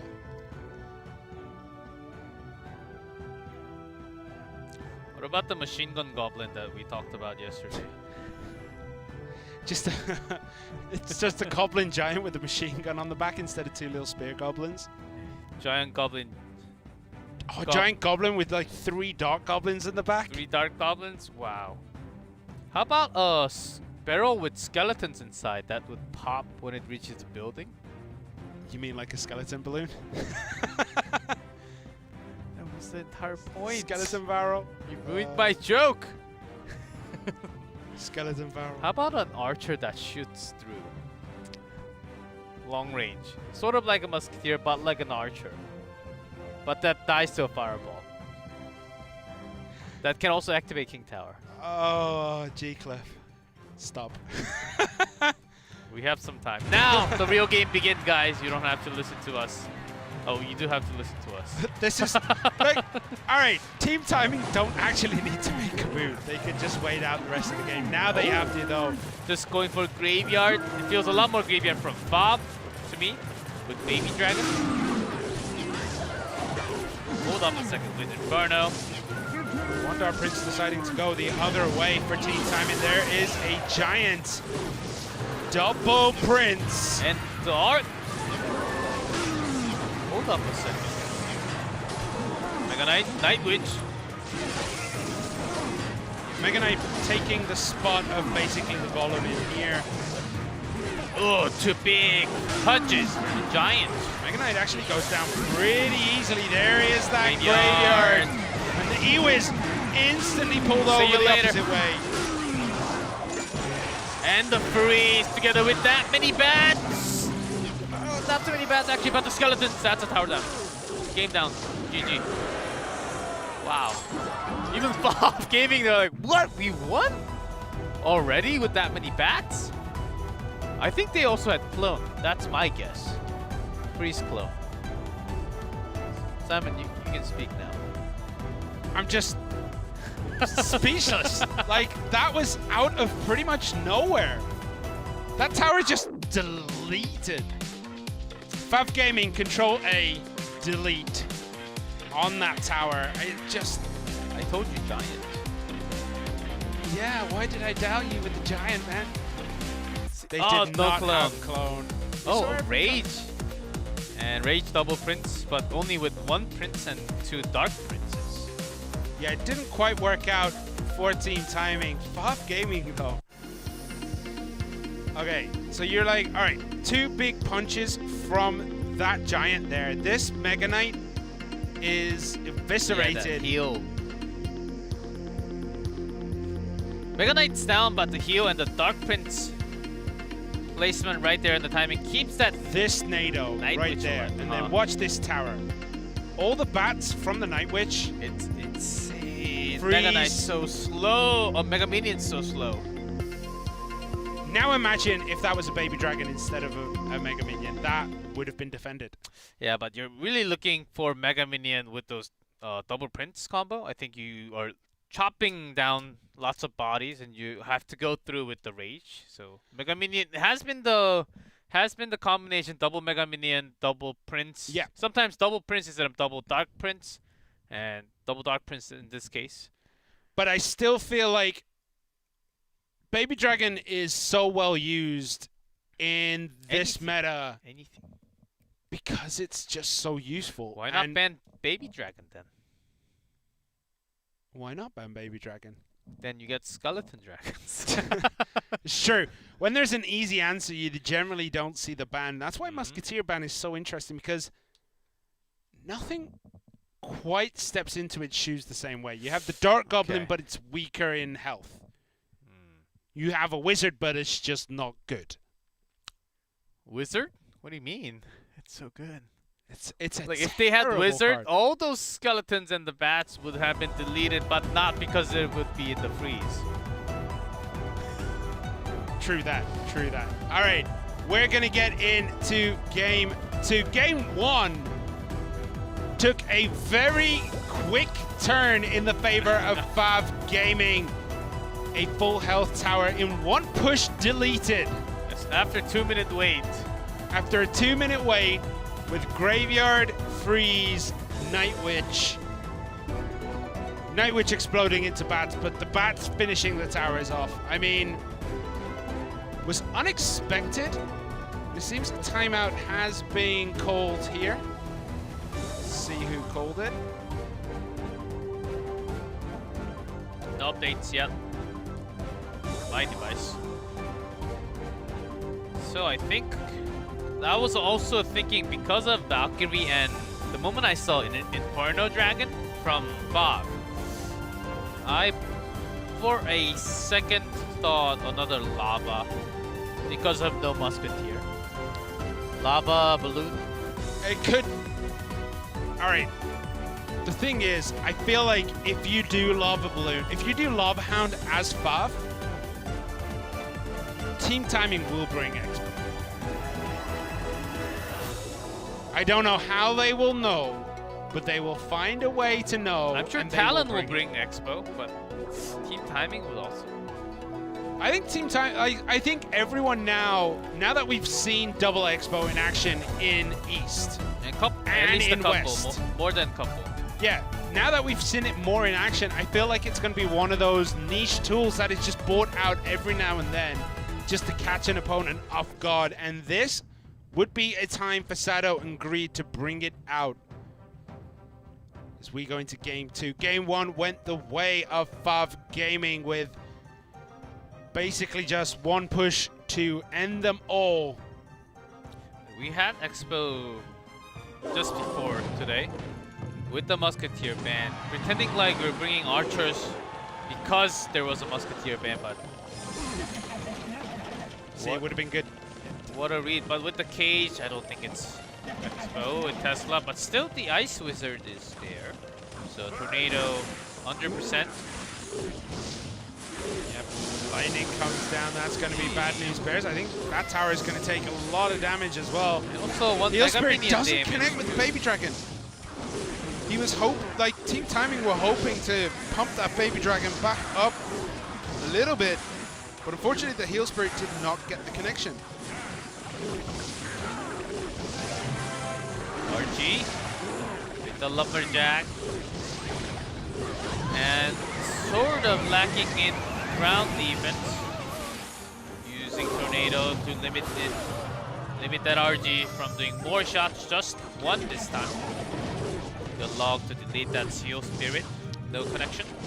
Yeah, I don't think Fab are really lacking in ground units. I mean, they have the Valkyrie, which is a nice choice over something like the Knight.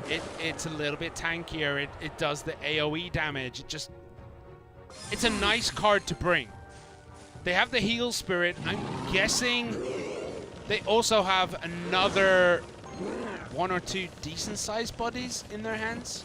We'll find out soon if it ever comes down to it. And Balloon or not. I'm guessing without Miner so far, it should be Lava Balloon. There's another Lava Hound. There's Double Lava Hound played at the bridge. Usually that is a sign of desperation. But lately it hasn't quite been so. Putting on a lot of pressure. Fireball comes in. Queen's up. Lava Hound is going to get a couple of hits in.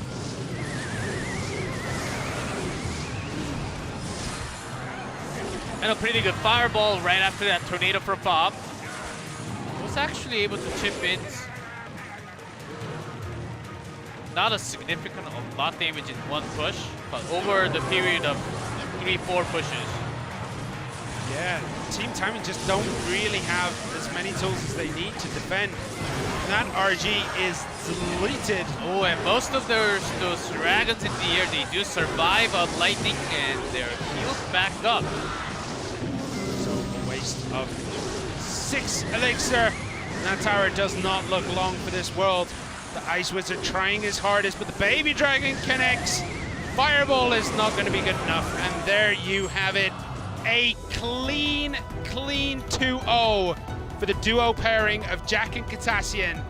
And they now have their own 2v2 celebration to rival that of Ponos. That's a big thing. It's a sign, it's a sign of the times that Jack and Katassian are now the 2v2 duo for Fab. Off to a great start for Fab. Team Timing, they were busy trying to control whatever's in the air with that Ice Wizard delay. Look how many Ice Wizard we had, 8 in total. To slow it down, bring it together with the tornado, make sure they can do some type of attack.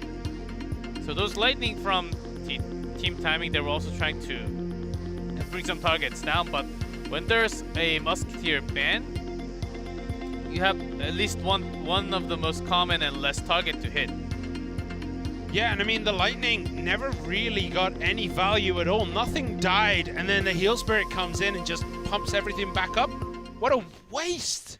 Yeah, especially for Team Timing. For Fab, it was good getting the Ice Wizard. Yeah. So popping the cage or getting damage into Brawler. Or there's one more thing on the left, too. There was a lot juicier targets for Fav, but Yes. Team Timing kept trying to lightning away the dragons, and dragons don't die to lightning.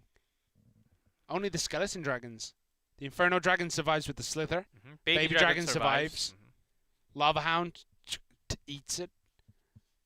I mean, and then the thing is, yeah, the Heal Spirits were coming in from behind and just pumping everything back up, and you essentially just threw away 6 elixir for no reason whatsoever. But they had no other tools. So, I mean, Team Timing were caught between a rock and a hard place. But Fav's problem this season has been this King of the Hill set. Hajime showed up yesterday. He was hot yesterday when he slapped W.EDGM out of existence in the King of the Hill. Will he be able to do it today? Will he be hot? Will he not be? Which Hajime is showing up? And if a cold Hajime shows up, who's going to fill in those shoes? Jack or Expo Master. But we've seen time and time again this season that, like, think of it this way. Some teams this season have had one player who's on a hot streak while one is on a cold streak. And they kind of play back and forth between each other. When the other is on a cold streak, the other one swaps. He's on a hot streak. You're talking team timing. That's Sado Exactly. and Nuri. Sado and Nuri. When Sado's hot, Nuri's cold. When Nuri's cold, Sado's hot. But today's Sunday, so they're going to be hot. But the problem Valve Gaming have had this season is either they're all hot or they're all cold at the same time. They're not passing between each other. And it's really starting to hurt their performance this season. We have seen Katashian come in and get 2 wins and 1 loss. Definitely helped alleviate a little bit of that stress that Valve Gaming will be feeling. Jack, 6 and 7. Just doesn't feel good. And Sado comes up against Hajime. It's a big match. It's a big starting match for King of the Hill. And oh man, Sado. Sado this season is 12 and 8. 12 and 8, while Hajime is 10 and 6. But the thing is, 9 of those come from sweeps. 9 of those wins for Hajime comes from sweeps of teams. He's not consistently winning. As I said, it's hot or cold. Is he hot today or is he cold? What do you think? What are we going to see? Hot side will be... I think both might actually be hot. So you're expecting an absolute blood? Absolute, like less than 5 hit point away ending. Ooh. And Hajime takes it. Okay, all right. Well, you did say today that every team in the red side were going to win. It's already been disproven. And then I predicted Giant came out. All right, so you're 1-on-1 on predictions. We'll see what comes out. And I predicted Hires Hoggy Q there too. You did? All right, I'll give you that. Having a good day, so I'm on a hot streak today. You know, I was not expecting the King of the Hill to be this quick. I haven't actually got the papers out yet. The decks. Okay, Sado. We all know what Sado has played a absolute ton this season. That Cannon Cart Mortar Graveyard deck.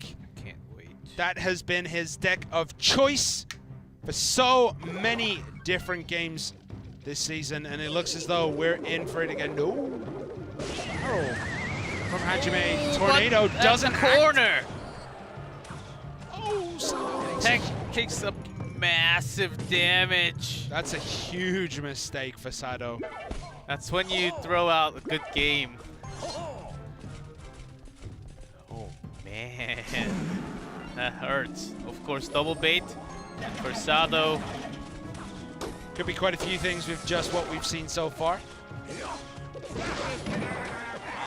But guessing it's with Tornado, with Ice. Yeah, Graveyard with Ice Wizard. This Baby Dragon, anything again to at the corner. Yeah, Hajime trying to bring back the Nightmare. Saying that you cannot use that Tornado anymore. Baby Dragon is in the middle of no man's land. There's the Ice Wizard. Easily defended now.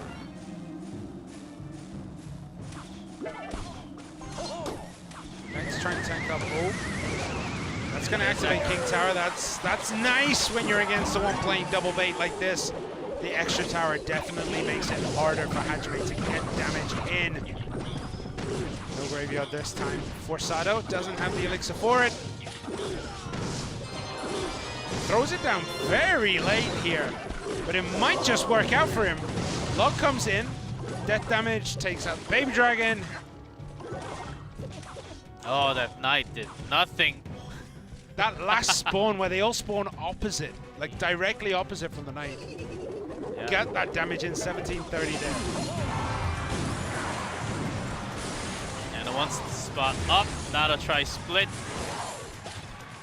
Not some more damage with the Fireball, but still Sado with just one Graveyard did. Not too bad. Not the same amount of damage, but still was able to do quite a lot. But going into double elixir time and later, Hajime can find an opening, and he's going to try to open a few more options on the left. Yeah, but the thing is, Sado can just, like, the engine of his deck is real quick. He can just cycle back to that bar barrel very quickly. And that's a deep poison targeting that Dark Goblin, which it gets off the board. Is he back to a bar barrel yet? He is not. Tornado into the center will completely clean that up. So unless Sado miss big time, because he has the cage, I think he's not going to miss too much. And cycle for Tornado. Willing to take the damage with the King Tower activation for that big play with Graveyard. It's not going to get the work that it needs to do. Oh, now it's after the Princess Tower connecting into the Baby Dragon, at least a couple or more skeleton shots. It's those skeletons that spawn directly opposite wherever the knight is, like on a diagonal. The knight has to walk so far to try and get there, and it just can't, and it takes a couple of hits. Oh, that only hitting the Baby Dragon. Missed on Ice Wizard. We see it here. There's the Dark Goblin right in front of the tower. The Ice Wizard connects. Poison is good on that Dark Goblin. A couple of connections. 4-6. It's still ticking down with poison. Sado now has control. Can he keep it for the last minute of this game? I think he can. Couple more poison with the Graveyard. Very late Should graveyard. do it. That's it. Tower down. One more tick. Sado wins. Sado was looking out of sorts right at the beginning, and eventually closes it up. Yes, he is the Graveyard Master. This time Hajime could not really come closer, even after a base start of about 500 damage into the tower. Sado kept it pretty calm. With whenever there was a skeleton barrel, either cage, tornado, and also having the barbarian barrel, he had at least 2 or more tools to deal with those baits, helping him to take least damage. And whenever his baby dragon or knight, they got a chance to tank some shots, then it's time for the Graveyard. And Sado never missed a Dark Goblin out of the poison zone. Yeah, what's interesting to me is, like, quite a few of those Graveyards came very late in the life cycle of his tank. So he puts up the baby dragon up front. It's tanking away at the tower. He builds up 5 elixir, and instead of like holding back and just building elixir for the next push, he just throws down the Graveyard, and it works. I think it kind of caught Hajime a little bit off guard. Maybe he wasn't expecting Sado to be as aggressive as he was with these Graveyards. Yeah, I think Sado was trying to draw the Dark Goblin.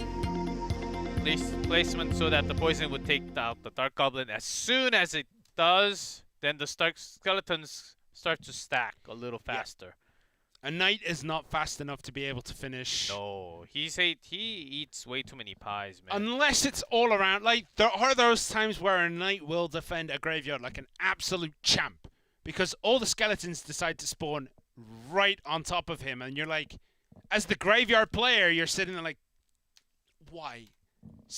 On the opposite side, please. That time round, Sado's skeletons would nearly always spawn directly across from wherever the knight was, and that really helped him out. Jack is coming in for Hajime then. Hajime is cold as ice today, coming from a super hot Saturday evening where he obliterated his opponents. Jack, though, steps in, coming hot off the heels of that 2v2. How is he going to perform in King of the Hill? This season, not so well. 6 and 7. Not know yet. I think Jack has been going into the cave even further every single time he was up on the stage for King of the Hill. It's because his his Hog Rider decks were pretty much sealed from bomb towers, because we had so many Royal Hogs, and even against Royal Giant, bomb tower is just one building that answers a lot of those tools. And ever since that moment, he couldn't really find too many decks that worked out for himself. Like wall breakers are pretty okay. He's finding a few cycle decks, but not as well as his Hog Rider decks that worked so much better against many more previously. And last time these two teams met in the King of the Hill, it was Nuri who managed to try and bring Team Timing back into the King of the Hill when he took out Jack, he took out Hajime, and then eventually did fall to Expo Master, who I believe reverse swept. Just double check. Yeah, he finished it off. He beat Nuri and then beat Sado. So we'll see what Sado can do now. He has one win under his belt, and he is going up against Jack of Fav. What are we looking at here, G-Clef? Predictions on the decks. Sado. Give me a second. Let me roll all the database with Barbarian Barrel. It could be anything. And my CPU stopped working. From Graveyard Ewis. Don't really know, not yet. Heal Spirit. I hope Jax brought Heal Spirit with another heal. And with the No, I know where you're going with this. You're thinking Jack would bring Golem. A normal Golem, right? He wouldn't bring E-Golem, would he? It's probably RG. There's always chance. I mean, Jack actually... You never know. Hold on. Like, Jack wouldn't be a person in your clan requesting for those battle healers, right? Well, I tell you what, Jack definitely wouldn't be a person in your clan asking for Royal Giant, as he hasn't played it this season in 1v1. What about Sado? What's he got? Graveyard Mortar Cannon card. No, with the barb barrel, we generally don't see the cannon card, and there is a barb hut. It's actually interesting. Jack has not played RG this season. And with the barb hut, the graveyard mirror, but with tornado. Sado I think brought the same. But a heavier version with barbarian hut from Jack's side with delivery. Yeah, you can see that Jack is expecting Sado to go down the left-hand side this time around with the barb hut played down there, but that's just going to put a lot of pressure on this lane. How is Jack going to capitalize? Pressure barb on the right, left though. On the right, it's hit. Yeah, naked Barbaro is always getting damage done. 2 hits. There's a graveyard from Jack. No pull. There's a couple of hits though. A couple more. There's so many units defending there, and none of them really dealt with the graveyard. Oh, the poison is way too strong. Jack got so much value there. Naked graveyard from Sado. Does get a couple of hits in. And just a couple more with the skeletons, the left and right, with no huts. Now Sado sort of can gain back that control. Actually on the right. Baby Dragon isn't going to be good enough on its own, but that's why the Royal delivery is there. Still a couple of hits coming through though. Sado getting the most out of absolutely nothing on Jack's top right-hand tower. As we go down to that triple elixir period, it's going to be difficult here for Jack to kind of push forward now. Musketeer's not in them, but just walked into the poison. Yeah, but it didn't really deal much on the graveyard either, so we're expecting graveyard from Jack. I was thinking it might go down the right. He does choose to go back down the left. Yes, yeah, the huts spawning all those barbarians, putting some more pressure now. About even, about 150 off. That's a little bit less than a poison away. It looks as though Jack has this one wrapped up, but Sado is not a man to take it lying down. It's coming 10 down seconds. to the wire. Oh, the final poison tick, and Jack's graveyard is going to come. Not the poison, though. Poison is there. It's late. Tornado to get the advantage. With that last skeleton. Jack wins. What in the world just happened? Was that pulled from the tornado? Don't forget, Tornado does damage to towers, dude. No, it was Sado's tornado. Was it Sado's? Yes. Oh yeah, it Jack would have does been. not Jack have a does tornado. not have a tornado. What am I even thinking? Did Sado blow it at the end? You have to see the replay. But it was a good spawn from skeletons first. I was sitting here thinking like, man, Jack, that graveyard was dope. the tornado was just a nice finishing touch. Tornado was a nice finishing touch. Jack has 9 cards in his deck. Someone please investigate. But in all honesty, like, it should have been Jack's game anyway. Yeah, and I mean, Tornado Jack should take out the skeleton. Jack had it under control. We need the so slow-mo replay. That Musketeer lives forever right there. How is it still going? Okay, this is not the final No, graveyard. we still have 20 seconds. It's the second to last. Too many circles, man. Right now, Okay, 10 seconds. Jack has a slight lead. Which is negated. Sado has a slight lead right now. Sado just took it. Look at graveyard. That's Bottom why left, Jack sat we have forward. 1, 2. Yes, I think. No, the tornado. No. the Tornado got the skeletons and he had a good spawn. Yeah, with he had one a more skeleton. very, very good spawn. We were about to like go into the monitor. I want like both of us like leaning forward like this. It's like, can we see it one more time, please? I need a repeat. Oh yes, and just like that, Jack comes back. And Jack Sado, is back, baby. Sado tried his best. I mean, there's one skeleton away. Yeah, this like you gotta feel like this is one of the issues when you play graveyard is you're just relying a little bit too on lady luck, you know. One hit, and that was the difference between them. Like, just stop playing graveyard. All right, it is gonna be Haruki coming up next. G-Clef Haruki's stats this season do not paint a very pretty picture. Was he a Picasso? Will he be found out 1,000 years later?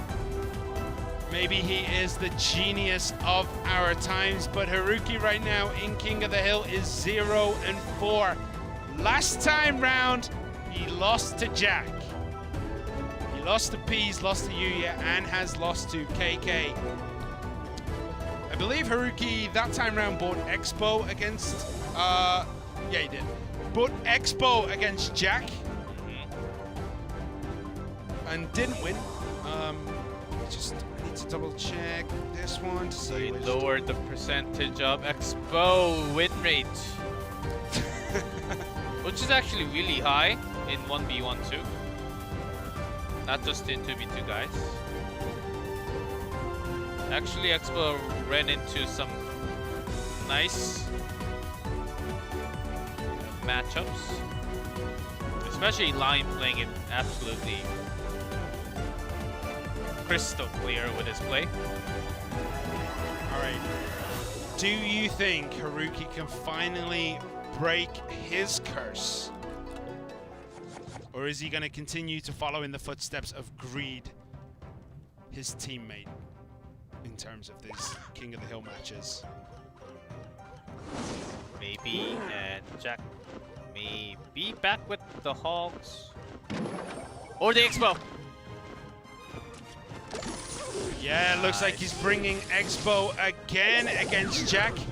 As I mentioned... No, it's actually Jack playing Expo. Oh, it's Jack playing Expo. Yes, he's red side. Expo. Here we go. Ice Bowl. Nice. The Ice Bow. Haruki bringing what Sado just had. That's a nice couple of hundred, along with archers. Scratching his head, saying, okay, that didn't go as well. So who would you favor, the Graveyard player or the Expo player in this matchup? Jack. The Jack player.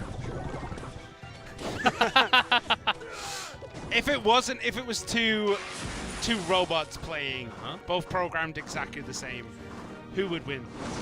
Expo or Graveyard? Depends on which robot. Could you just stop? The robot maker. I would put Graveyard. If it's iRobot, maybe not.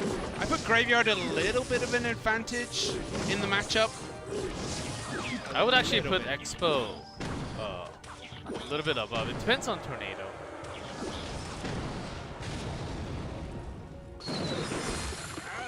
Yeah, but with Fireball, this is a 3.0, I believe, with actually 2.9 with the Ice Golem, not the Knight. Poison comes in just to start chipping away. Is there going to be another body in the way for that Expo? Is it actually going to? Nope. Thought it was going to try and connect onto the Ice Wiz, who gets nothing into the tower. Because Expo serves a pretty good role, going against the skeletons too. It's quick enough that it actually brings down a lot of the skeletons in defense mode, and then you have you get one chance to connect your Expo shots. See, it's sort of acting like a defensive poison in a way. Yeah, and there is the aggressive Expo, but look at that, the Ice Golem actually gets a hit into a tower. You don't see that every day. I completely forgot the Ice Golem had an attack animation. How much damage does it do? Like 90? And the death damage also. And this is too aggressive. Oh, the bomb tower is just so slightly late. That's the tower down. And that is Haruki out of this one. Good game thrown up by Jack. Jack knows it. You know it. I know it. Haruki is out, and Team Timing are down to their last man. Expo is back, baby. And they got Expo Master too. Who never plays Expo. Never. Maybe someone stole his secret recipe to the Expo. He passed the torch. He passed the torch to Jack. All right, Expo against Haruki. The Graveyard, he can never really get it going. Yes, I told you Expo is actually not that bad against the Ice Graveyard. Just, you know, part of me is like, Graveyard should win that every time. Sometimes even, some Graveyard users even putting the bomb tower all the way on top so that it actually targets the Expo. Yeah, that's... But Tesla's there to stop it though. Yeah, but I mean, that's kind of what you need to do, and that Graveyard was just a bit of a nothing burger. No real damage in. The Expo wasn't tanked by anything else. Look at that. Ice Golem getting 2 attacks. And also Skeleton. I know. It's so unusual. All right. For a second, I think we had 3 Expos. Yeah, right there. For like half a frame. The bomb tower was ever so slightly late. It looked like it was on time, to be honest. It looked just in time, but fraction of a second too late. You're a happy man when Expo gets played, aren't you? Oh, well, I still like it. But I don't play it anymore because I have to practice so many other decks that all the pros are playing. But I used to play for the first 2 years. Expo, basically, Expo only. Expo only. Yeah, I remember when you used to be like, if you want to learn how to have skill in Clash Royale, you should play Expo, and I remember laughing at you. And then you kept on bringing Golem against me. And then I never faced you again. But moving on, Jack still lives to 2-0 today. And he has a chance to bring it home for Fav. He could bring it home for Fav Gaming right now. He could get 4 wins in a row. Because he got the 2 wins in the 2v2. Now he's got 2 more. If he gets the next win, that's 5 in a row for Jack on the day. But you know who's the last person from Team Timing? It's Nuri. It has to be. Nuri. It's Greed. 100% it's Greed, man. I just take the headset off right now. I'm still going to cast. home. I'm still going to cast. It is Nuri. It is Nuri. All right. How dare you go home? I return to my cardboard box that I live in Monday to Friday. And then you get on your Porsche and live in a nice house during the weekend. All right, so the last time we saw Nuri was against KK, was the mortar with the skeleton barrel, the mortar bait. Those are the last 2 games he's played. Actually, he lost against KK and CRS. Against Paradox in that 1v1 set, he played Hog Rider and lost. He played Royal Hogs and lost. He's on a 4-loss streak. Is our boy Nuri.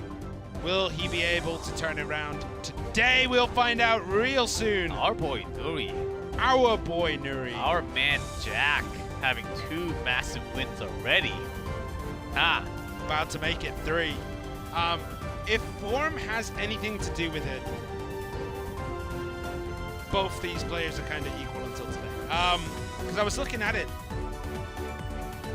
Nuri is 6-6 in King of the Hill, 50% so far this season. Jack, after those 2 wins, is 8-7, finally breaking that 50% barrier that he has been pushing against all season long. Is he going to do it? Is he going to get the sweep against Team Timing? We'll find out. Hog. And Tesla. Oh. Could be. It could not be Expo. Well, there's always a chance. Was there one more Tesla? Yes, one with Goblin Barrel. Yeah, but with the archers. But it was with Princess, so it has to be Expo now. There goes down the Expo. But EQ. Of course with the Hog. Jack just threw down 7 elixirs worth of spells into that Expo. EQ, Log, and Snowball. But he spent 1 more, and also skeletons to take the damage. Yeah. 2 more, but chipped in some more direct tower damage. And he took none, so I think it's worth. Oh, 100% it's worth. I'm just saying he threw everything in the kitchen sink against it. Oh, this is actually so much value. Whoa. That all got a hit. Nuri is in a lot of trouble. Yeah, I would understand if Nuri just walked off the screen. Just puts his phone down. Yeah, but Expo, you can get a connection. Oh, 100%. Yes. There is ways that, like, it's not 100%. You need a really good log. It's not 100% to the Hog player, but it feels like it at times. It is a very, very difficult matchup to play for the Expo player. 1 hit from that Hog Rider.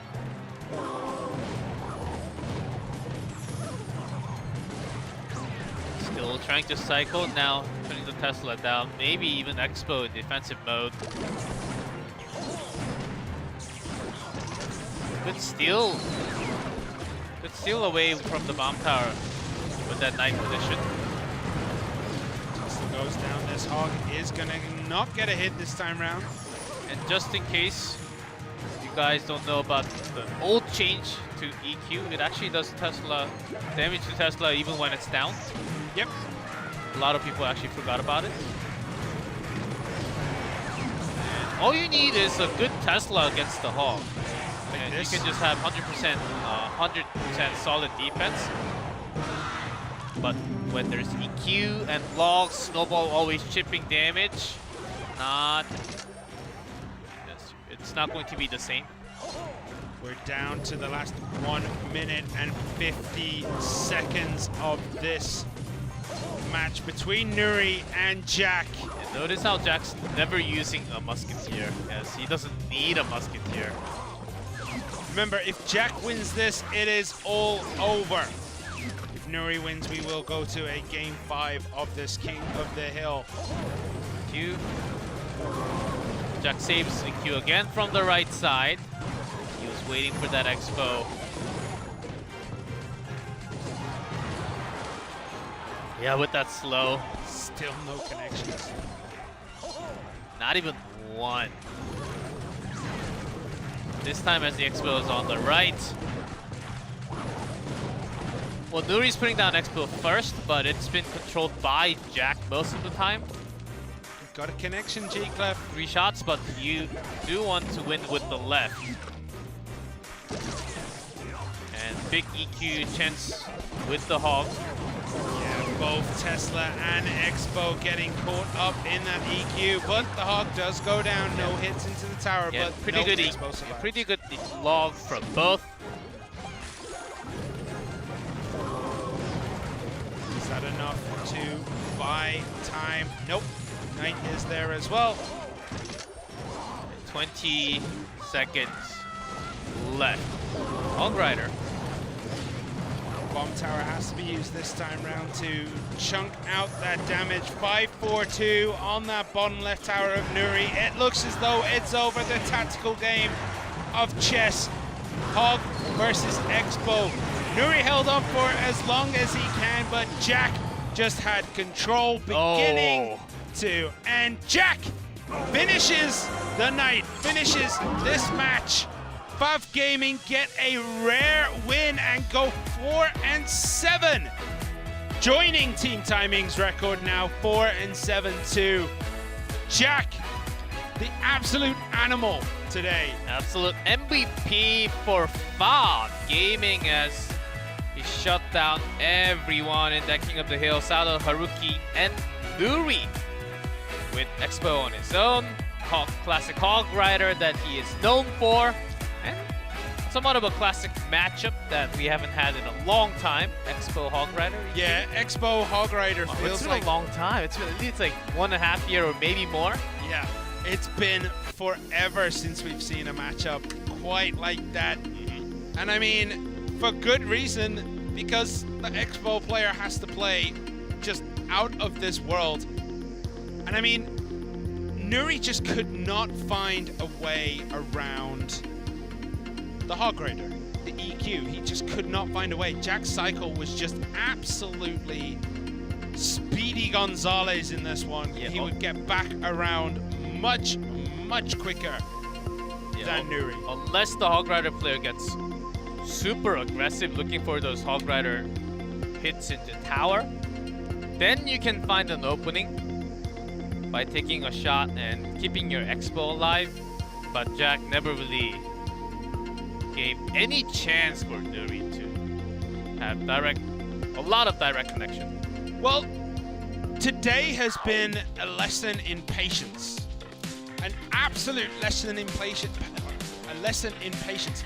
We saw time and time again that today especially players would get 500-600 damage on a tower and then just shut up shop. They didn't push too hard. They just sat back. Okay, I've won this. I'm not going to play down my win condition. I'm going to play down poisons. I'm going to poison this one out. The one time where a player had a lead and tried to push to end the match was Light, and he ended up losing.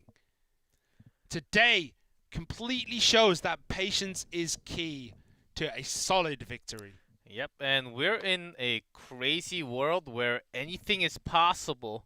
Going all the way back to like 2016, 2017 with classic decks, and you come up with a win when you get the matchup just after studying your opponent that much. As Jack had a great classic victory today, as KK also brought some older decks like the Furnace, and he was able to get that massive streak on his own. So experience definitely helping out in the league. 100%. Players who've been playing in CCGS before CRL, the original seasons of CRL, their deck pool, because they've played professionally in so many different metas, is huge. Some of these newer players who've only been playing professional for a couple of weeks, couple of months, they don't have that same breadth of experience that someone like KK can tap into, someone like Benzer can tap into. Jack, too, like Expo Master. These players have been in this scene forever. But the only team to properly like get experience down on the floor is Ponos, who win again. And a 9-1. Can anyone stop them this season? TTG did it once, right at the beginning. But no one else has come pretty much close since. The one other team I think can put up a challenge against them is Kicks towards the end of the regular season. Week 9. Week 9, match 3. Kicks versus Ponos. It's going to be good. Ponos 9-1, as you said. Nova 6-5. Still have a game over everyone else. Kicks are in third at 6-4. Talon 5-5. W.EDGM 5-6. 5-4-7. Timing 4-7. And TTG at the bottom 3-7. But they have a game in hand. Yeah, Bob moves up 1 away from the 7th and 8th place, and they still have a long road to climb up, but right below W.EDGM now. Yeah, W.EDGM team timing next week. Then Nova versus TTG, and then Talon versus Ponos. Talon Ponos should be a real good game. Think that will be a lot closer than many people will assume. Talon currently 5-5. And then next Sunday, Ponos versus Nova.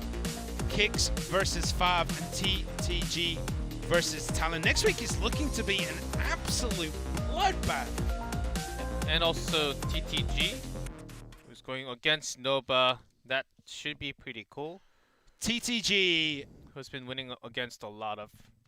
They have an axe to grind because, you know, Nova ripped them apart in the transfer season. But, I mean, TTG need to get those wheels turning again, don't they? They started off pretty strong. We were really impressed at the beginning of the season. They looked good. They looked like they were going to challenge. I think they were 3-1 at one point. They were up at 2nd place. Yeah, and then since then it has been a very slow slide down the table. But tonight has been an excellent day of Clash Royale. For sure. And I always like going back to Classic. It gives us the old vibe of what this game is all made of. We still have the old days and the new days still working in the meta. What a great game we have. And we got many more weeks to go. It is. And don't forget, join us next Saturday for more Clash Royale League action. We'll see you then.